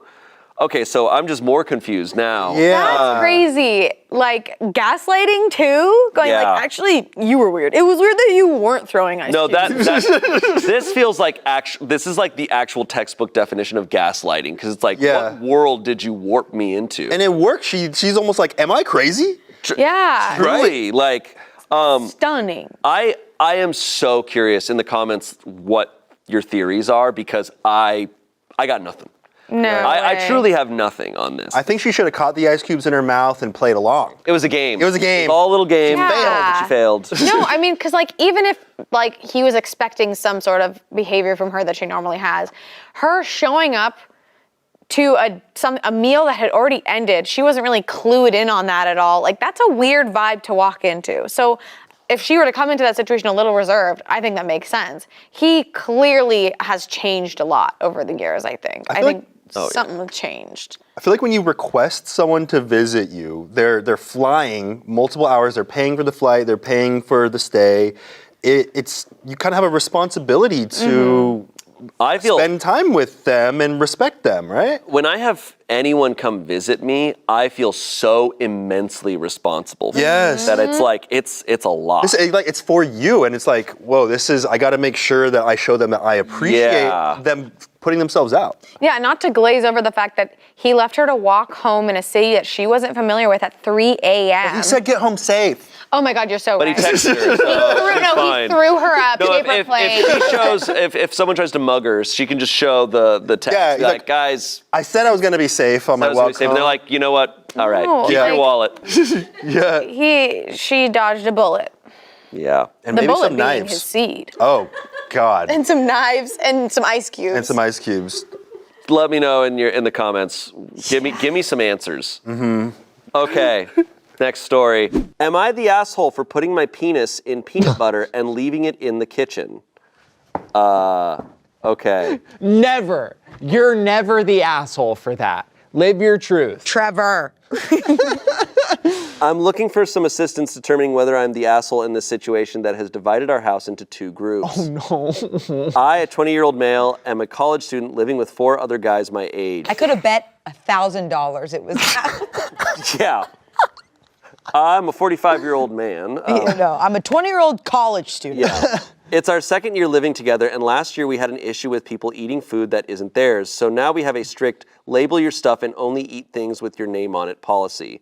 My girlfriend and I like to get a bit frisky in the bedroom, and a few nights ago I dipped my penis in peanut butter and she licked it off.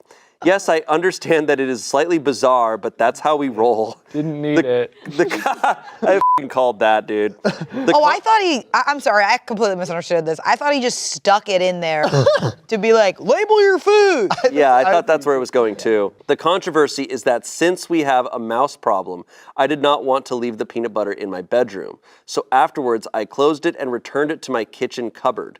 Note that it had a huge peanut butter dilemma label on it, so it was clear that it belonged to me.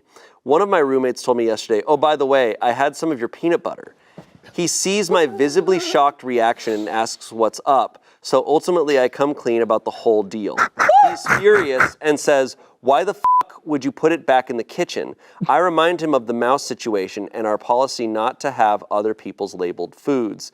This is the first time all year that somebody has had my labeled food and informed me after the fact. He said it was just some peanut butter on his bread. It's not like he was taking full chicken breasts from me.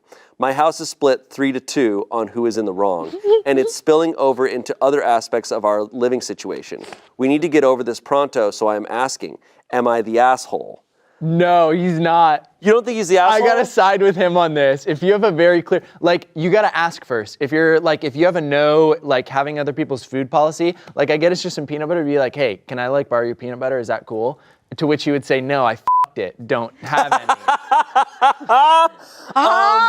I am, okay, yes, I think you're an asshole for taking someone else's food, in that situation. But when you've done something that extreme with it, it's and also they're talking about rats, I'm like, you seal the jar, it's not gonna attract rats if it's sealed. I don't know. I can't get over him that's defending tough. it. He's like, but we have a rat problem. I'm like, okay, you Dude, But also it's his property. It is his property. And look, I've had roommates, I never touch people's food.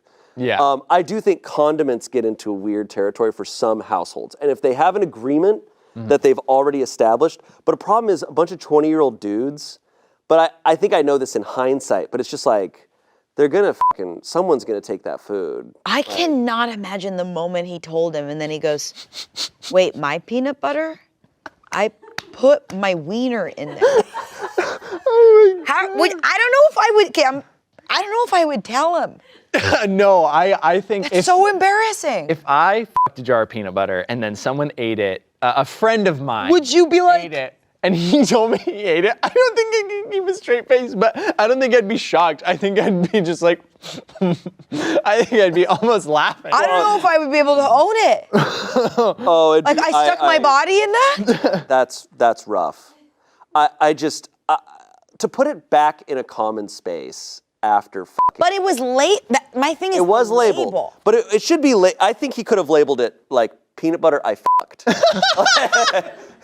My penis has been Like, do not touch. This is a sex thing, not a penis food. butter. Penis butter. And then put it back in. Like, just to really establish, like, guys, please don't.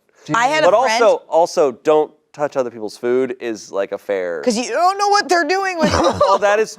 Because honestly, anyone, whatever you want to do in there is fine.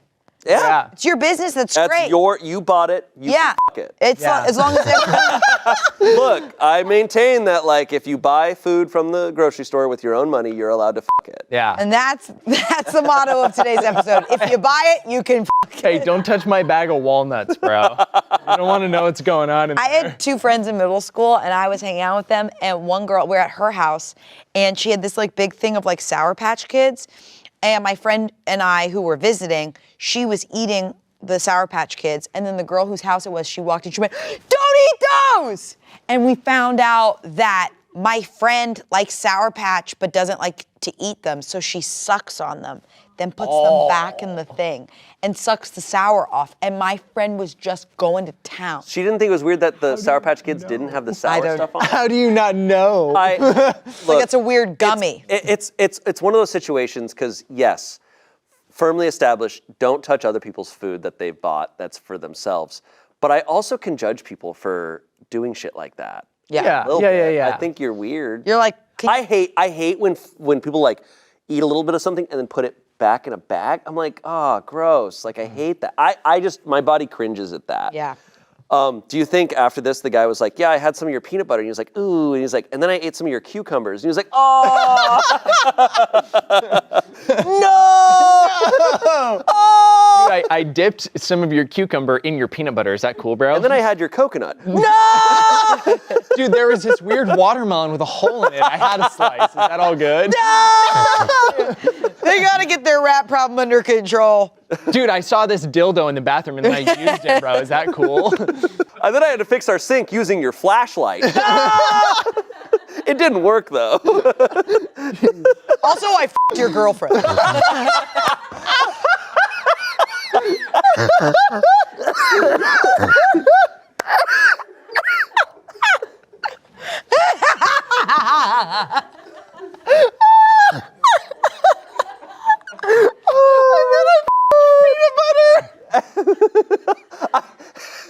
f***ed your peanut butter. You f***ed my peanut butter?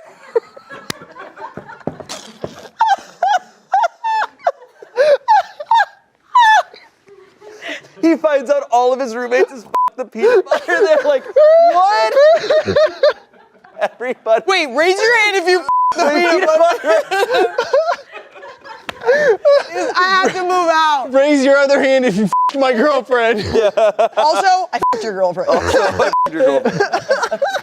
Oh my God. The verdict was everyone sucks here, which I think is very fair. Oh, man. Everyone's argument holds up, though. Like, it makes sense. It's his thing. It makes sense. The rat problem. Everything makes sense. I think the peanut butter f***er is a weirdo. I don't think he's an asshole. The comments, everyone sucks here. I mean, you're right. It was labeled as yours and he shouldn't have eaten it.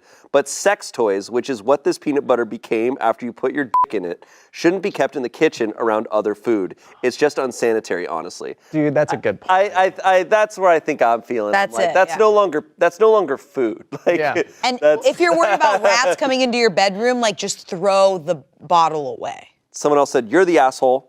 Only because, Jesus Christ, man, use a fucking spoon in the clean peanut butter and put that on your dick. Why did you put it back instead of throw it out? Were you planning to eat it later? Stick your dick in it again? It may have started out as food, but it became no longer food for the communal kitchen when you stuck your dick in it, dude. I think that's how I feel. If I, hypothetically, in this situation, I fuck a jar of peanut butter, I'd feel really bad bringing it back and putting it in like a public space. It's like, yeah, that to me does feel like an invasion. I think that's kind of the whole thing of like, when we talk about like any sort of like sexual acts or bringing your fetishes or anything like, and it being around people, it's like you do need your consent. It's Just like, respect. Yeah, it's a respect thing. It does feel disrespectful. It's like putting your dildo in your, like, forks and knives drawer. Yeah. Yeah. I'm having trouble with this salad. Dad! This is a weird meat tenderizer. Yeah, I was gonna say. I don't have to hammer it. I just hold it over it. And it does it. Oh, what a story! Holy shit. Yeah. Okay. That's awesome. Next one. My husband has a second family. No. Of what? Of rodents in the attic. No. The ultimate cliche has happened in my life, and I'm absolutely broken. My husband, my rock, has been having an affair for over 17 The years. Rock? The Rock. Dwayne. My husband, Dwayne The Rock Johnson. My husband, my rock, has been having an affair for over 17 years. We have been married for over 25 years. We have 3 beautiful children, 2 in college and 1 who still lives at home. But turns out he's had another set this whole time. My husband is an insurance broker. He has multiple branches over the country, which he spends week on, week off. Okay, I'm sorry. Like a traveling insurance salesman with the second family. It's like the most like stereotypical. Yeah. The most stereotypical thing. As she says, it's the most cliche. Turns out on his week off, he's been with his other family in Albuquerque, where his other branch is. He's got a fiance whom he has 2 kids with, both in their early teens. I found out when I went to make a new Facebook account, and when I searched my husband's first name, another profile with another last name popped up. And through that profile were the links to his fiance's and his other kids' Facebooks. An idiot. My husband is Boomers, currently... dude. My husband is currently with said family, and I know it's him because his most recent post is a photo of him and that other family eating dinner. Among those photos were photos of him kissing the girl and him being fatherly with kids who look nearly identical to my husband. I am absolutely broken. Almost every part of me wants to scream in his face and reprimand him for ruining my life. But another part of me wants to pretend to be ignorant and let it be. Because our life is peaceful, he's good with our kids. He's the main source of financial income. He's loving, but he's also all those things to another family. Not only would I be tearing a gaping hole into my family, I'd be opening up a vortex for them too. My heart is in shambles. I've never cried so much in my life. My youngest son is currently on a graduation trip with friends, and I'm alone till my lying, cheating, bastard husband comes home. My life is absolutely wrecked. It's literally a movie plot. I'm hoping he'll just come home and it'll be a big misunderstanding why he's kissing a woman with a ring on her finger. I don't know what to do anymore. I'm tempted to pack a bag and just leave. I can't be in the home where we've raised our kids, where we've spent every Christmas for the last 26 years, and where I've been alone on New Year's taking care of our babies while he works his ass off. I just can't. I want to leave a note for him to come home to hurt him like he's hurt me, but I don't think that's possible. I don't know how I'll ever face him again. Oh my God. God damn. What a piece of shit husband. Yeah. I'm gonna play devil's advocate now. No, no. I think I'm always blown away by this stuff because I've said this before. I would never cheat or have an affair because like that's just not the person I was about to say because one, like that's not the person I am, and like to hurt someone like that. But also because lying or having a secret of that nature is so fucking unbelievably stressful, and like I just know I'm like I couldn't. I know I couldn't do it. Like I wouldn't do it. But also I know underneath that, I'm like, I also could never pull it off. It would be so immediately obvious that I would just be like, F***. To have 2 families for borderline 2 decades and to just do that and be nonchalant about that I'm just like, I want to see what your brain looks Pretty like. audacious. I mean, honestly, it sounds like he's not very smart about it though, because King made 2 Facebook, he got away with it. He got away with it for 17 years. This is another situation with like the stalker who on the ex. It's like you look back on your marriage and you're like, who was I with? It's fucking crazy. And it's sad. I feel so bad when people go through shit for being trusting. Yeah. Like that sucks. It just and it's like you messes did you nothing up. wrong. You should trust people. Yeah. Unfortunately, like that gets taken advantage of. This is on a level that is truly, yeah, like she said, a movie plot. Couple comments. I'm not a therapist, but if it makes you feel any better, it's not you who will ruin anything by calling him out. It's him that caused this and no one else. The damage is done. Someone else said, he may be waiting for the last kid to leave so he can leave too. Take what you're entitled to, including spouse support, until you remarry. Then never remarry, live in sin, and collect his money. Yeah, no, I like it's. Oh, I mean, to give like financial advice, but it's like, yeah, I mean, this is like you could probably sue him for every. oh, well, yeah. Yeah. I agree with that because he can't marry the other person that's breaking the law. So like, it probably is waiting. Right, right. I definitely have to commend her for realizing that the families would ultimately be destroyed and it would affect a lot more people. Similar to should that make the earlier fan- story where dude. she's being empathetic, and it's like, you don't owe any. What if Right. he's raising each family and they're gonna have to fight each other at a certain point, and Mm-hmm. whoever is deemed the victor gets his approval and becomes the real family? They get to win the real prize, him. Yeah. There's an update. Okay. Firstly, thank you so much for the advice. I'm not in any means good with legal things, so all legal advice has been noted. I've rung an attorney. We're discussing the process. He's also told me to gather as much evidence as I could, such as photos off the Facebook pages, text messages, and recent flight information. All has been put into a folder, and I'll present it to a judge or jury when we go into some sort of divorce proceeding. Again, not fully clear with specifics, but it's a good sign. I've also been in contact with the other woman. I've told her, explained the situation, and she was equally as distraught. From what I'm aware, she's financially independent from him and they don't share property, so it seems very clean cut on her behalf. My husband is aware of the fact, I know, and is currently staying in a hotel, but he is unaware the other woman knows. I confronted him when he walked through the door. He started to cry and plead, and it was honestly kind of pathetic. I mean, I was crying too, but I've chosen to think of him as a pathetic coward for doing this because fair. he is. But anyways, I have my name on the property, we both do, so it's not like I can just kick him out, but he's chosen to stay away for my sake. All I am thinking is if he chose to stay away for my sake, maybe being faithful for my sake should have been considered too. Despite this, he's staying away. He's in a hotel downtown where he calls every few hours to check up. I'm no longer sad. Well, I am, but I'm way more furious than sad currently. Good. My kids still have no idea, and my youngest thinks my husband is just working more in Albuquerque because of a business problem. I'm still confused as to how to tell them they have 2 half-siblings and 2 parents, one with an extra backup parent. I'm just feeling very, very unappreciated and unwanted lately, but your kind words have been so helpful. Thank you guys so much. Much love. Sorry, backup parents are crazy. The psychological damage of those.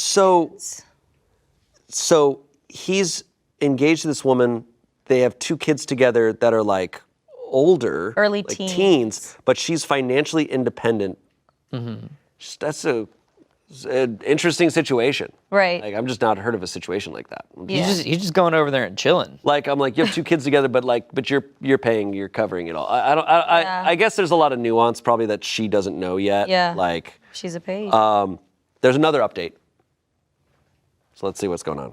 I won't be going into details about the divorce because it is still ongoing, but do rest assured it is happening. A few people seemed worried I was going to stay with him, and for a period of time I would have, but no, we are divorcing. On that note, I have completely cut contact with him. Our contact is through lawyers only. He officially moved out of the house, and my middle moved back in to help out over the break. My kids have, to my knowledge, cut most contact with him, but I haven't asked as it is not my place. Also, custody isn't a problem because my youngest turned 18 recently.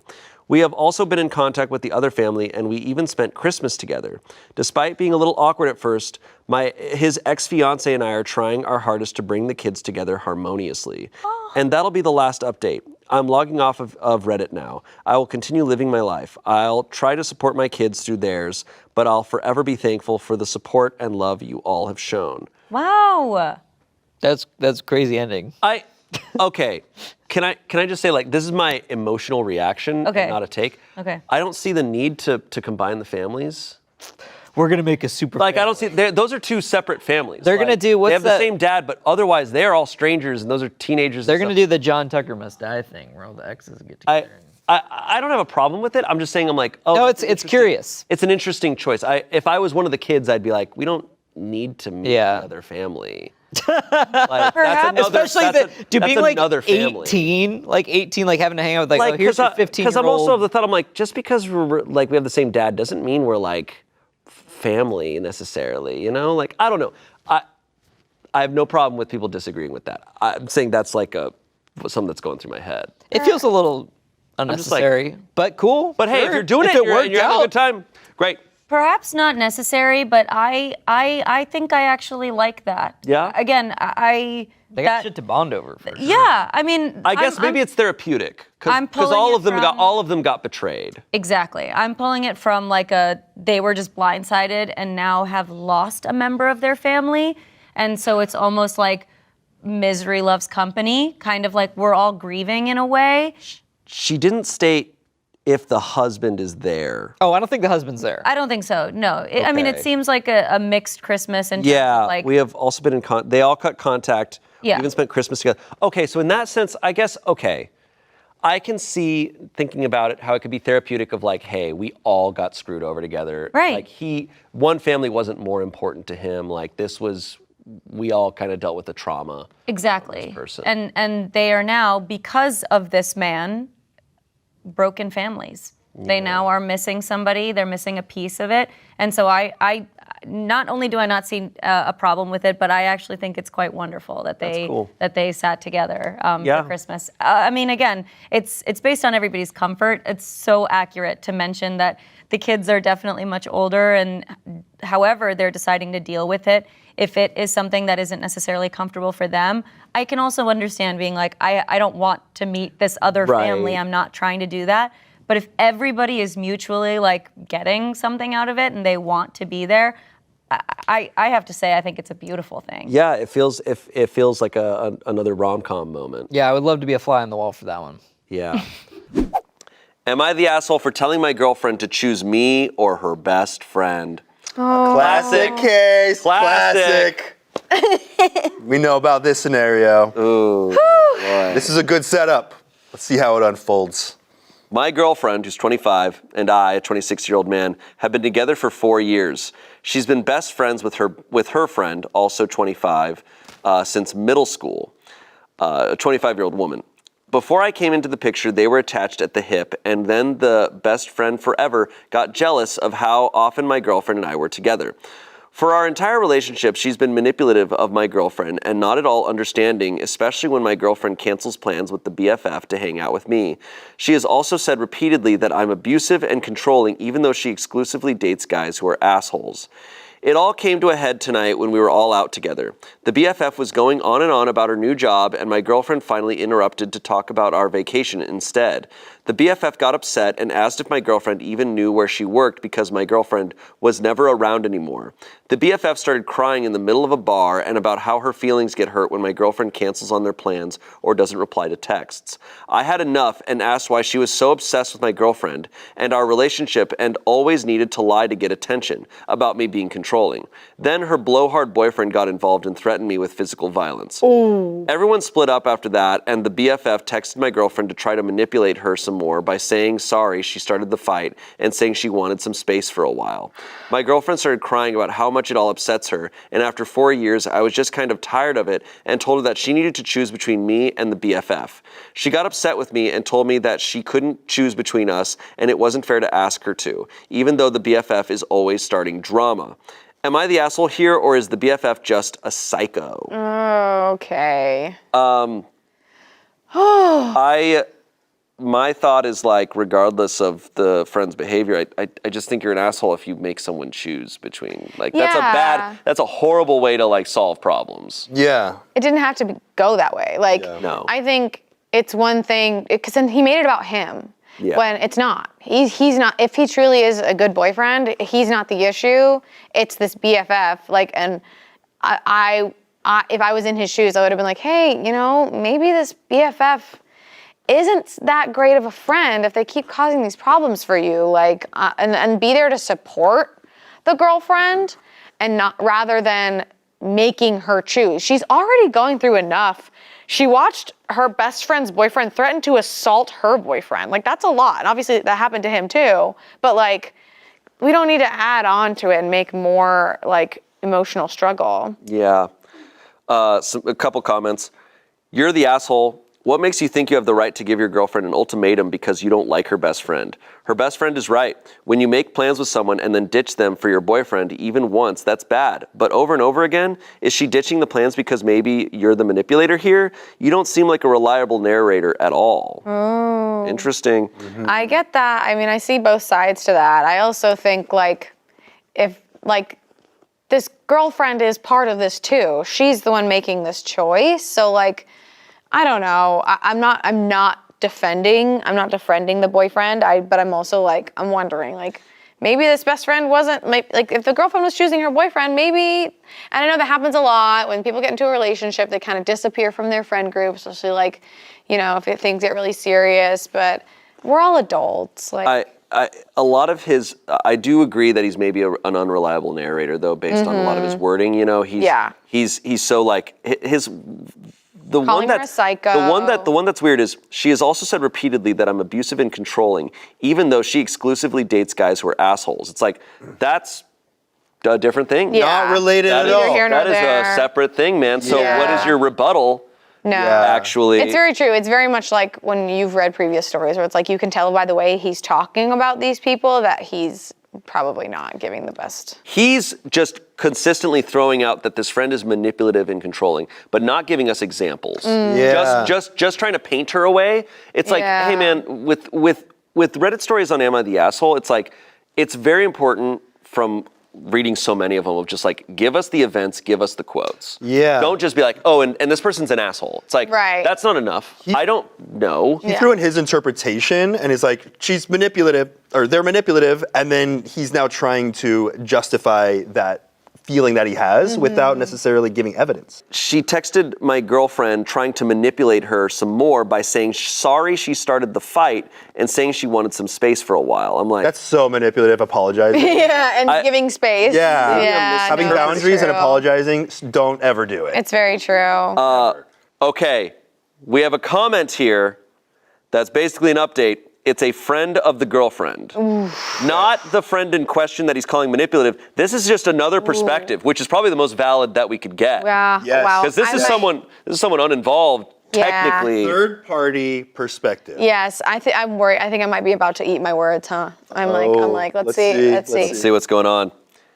You're the asshole, Jake. Oh, right out the gate. Oh boy. Until now, I've been a casual reader of this sub, but after reading this one, I had to make an account and reply because I'm fairly certain I'm part of this friend circle and witnessed this all go down last night. Everyone is right that you are the most unreliable narrator who left out so many details. Ooh. Let me clear this up. First, we all asked about her new job and wanted to hear all the details. She's so excited about it because it's her dream job, which your girlfriend knows. That girl worked her ass off to get it, so she gets to talk about it as much as she wants to talk about it. You two don't like hearing about anything that isn't about yourselves, specifically about you, Jake. Second, your girlfriend has never known how to balance a boyfriend with healthy friend relationships. I've known them both since college. She's insecure, immature, and self-centered. That's how you're able to control her. The only reason you two get invited anywhere anymore is because her BFF and her boyfriend insist it would be rude not to invite her. Because you're a package deal, we're stuck with you too. Third, you were never threatened with physical violence. You're a 6'4" dude who got in a crying girl's face to scream at her, and her boyfriend told you to back up and put himself in between the both of you. Fourth, she was only crying because you were calling her names. This also isn't the first time you've called her names. You literally called her a psycho in your post. Fifth, you make your girlfriend cancel on this poor girl at least 1 to 2 times a month. Oh no! I've seen the text from your girlfriend canceling because you came up with some bullshit about how you don't get enough time with her. Sixth, she only calls you a controlling asshole because you are one. You convinced your girlfriend to stop talking to her for a period of time when she was very depressed and suicidal because you said her being suicidal was also manipulation.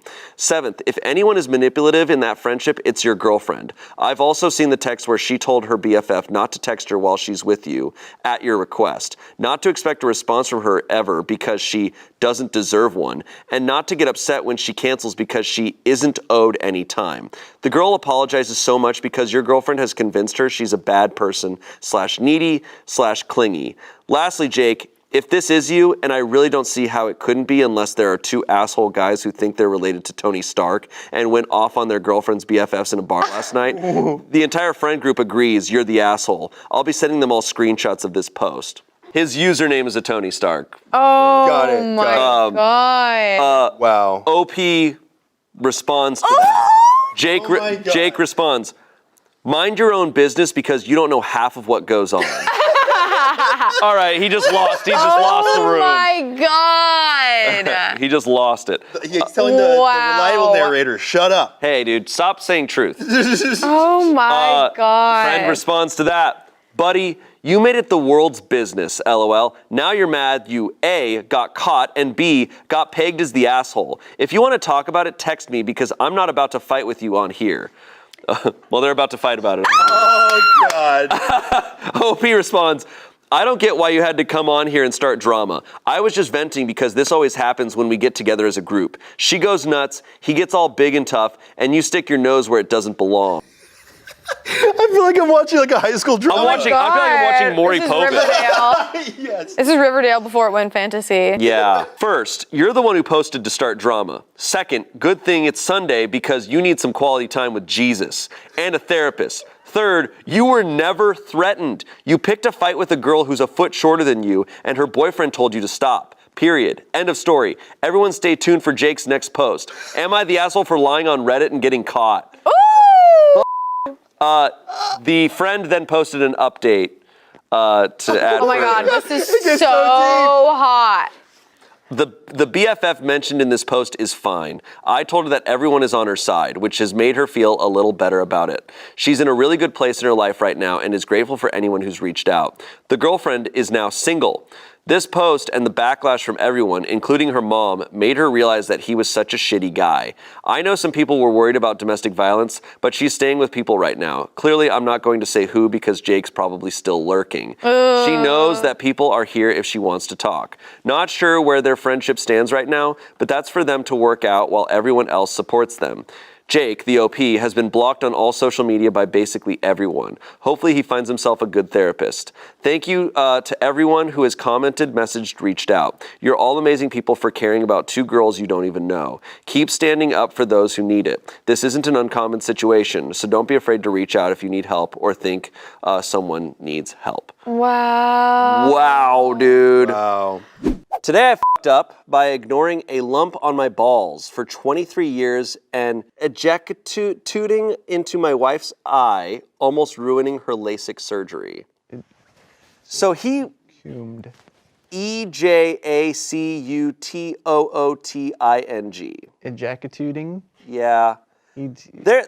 Why are we saying that word? I gotta roast some of these posts today for just their word choices and the way they're saying. Yeah. I'm like, just say it, man. Be funnier. Just say it. Or just like, tell write me it. the truth. Just write it. You don't have to do that. When Yeah, you do you- that, No, that's corny. You When can you- just write it, or you could be funnier, man. You Just got like, so don't many put a good- hat on the word. Just say the word. sometimes when I'm reading Reddit posts, I envision just a normal person. And then there's specific sentences or specific words where I imagine them putting on a fedora just like that, and then taking it off and continuing.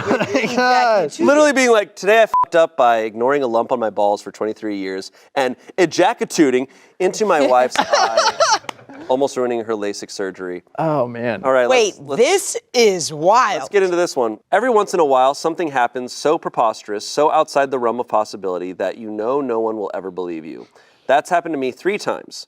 Once I saw a squirrel disappear into thin air. Once... Jesus Christ. Okay. Okay. Holy shit, where'd he go? Okay. All right, but let's hear the story about you ejaculating.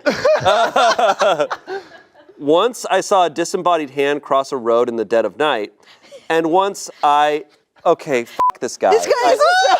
This guy No. has to stop smoking weed. Buckle up. Buckle up. I saw a squirrel.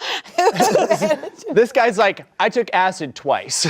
Okay, and once I saw a disembodied hand across a road in the dead of night, and once I ejaculated into my wife's... Bro, can I go yet? I'm sorry. We call it here? Let's just wrap it up. I would have zero problem with this guy if he just said ejaculated, but he refuses to say that word. You farted? Ejacu-farted is so much worse. It's so embarrassing we're even saying that on camera. Let's travel back 23 years ago. I was 14. We don't need to do this. We don't need to go back. Just tell us what was He's on giving your us sack. the David Copperfield treatment on this shit. Let's travel back 23 years ago. I was 14 and had just learned about doing self-checks of my testicles for lumps. And lo and behold, I found one. I was pretty worried, told my parents, and eventually went to a urologist. He examined the lump and told me it was a varicose vein. The doctor didn't do much to verify this other than squeezing the lump a few times, but he told me not to worry about it and said that at worst, there was about a 3% chance I couldn't have kids. So I went about my life not worrying about it. About 6 months ago, my wife was going ham on ham. Dude. About the hell? About 6 months ago, my wife was going ham on ham, giving me an old-fashioned, if you will. Fuck, I can't do this. Just drive a truck through it, Shane. Just drive a freaking truck through it. Okay. Giving me an old-fashioned, if you will.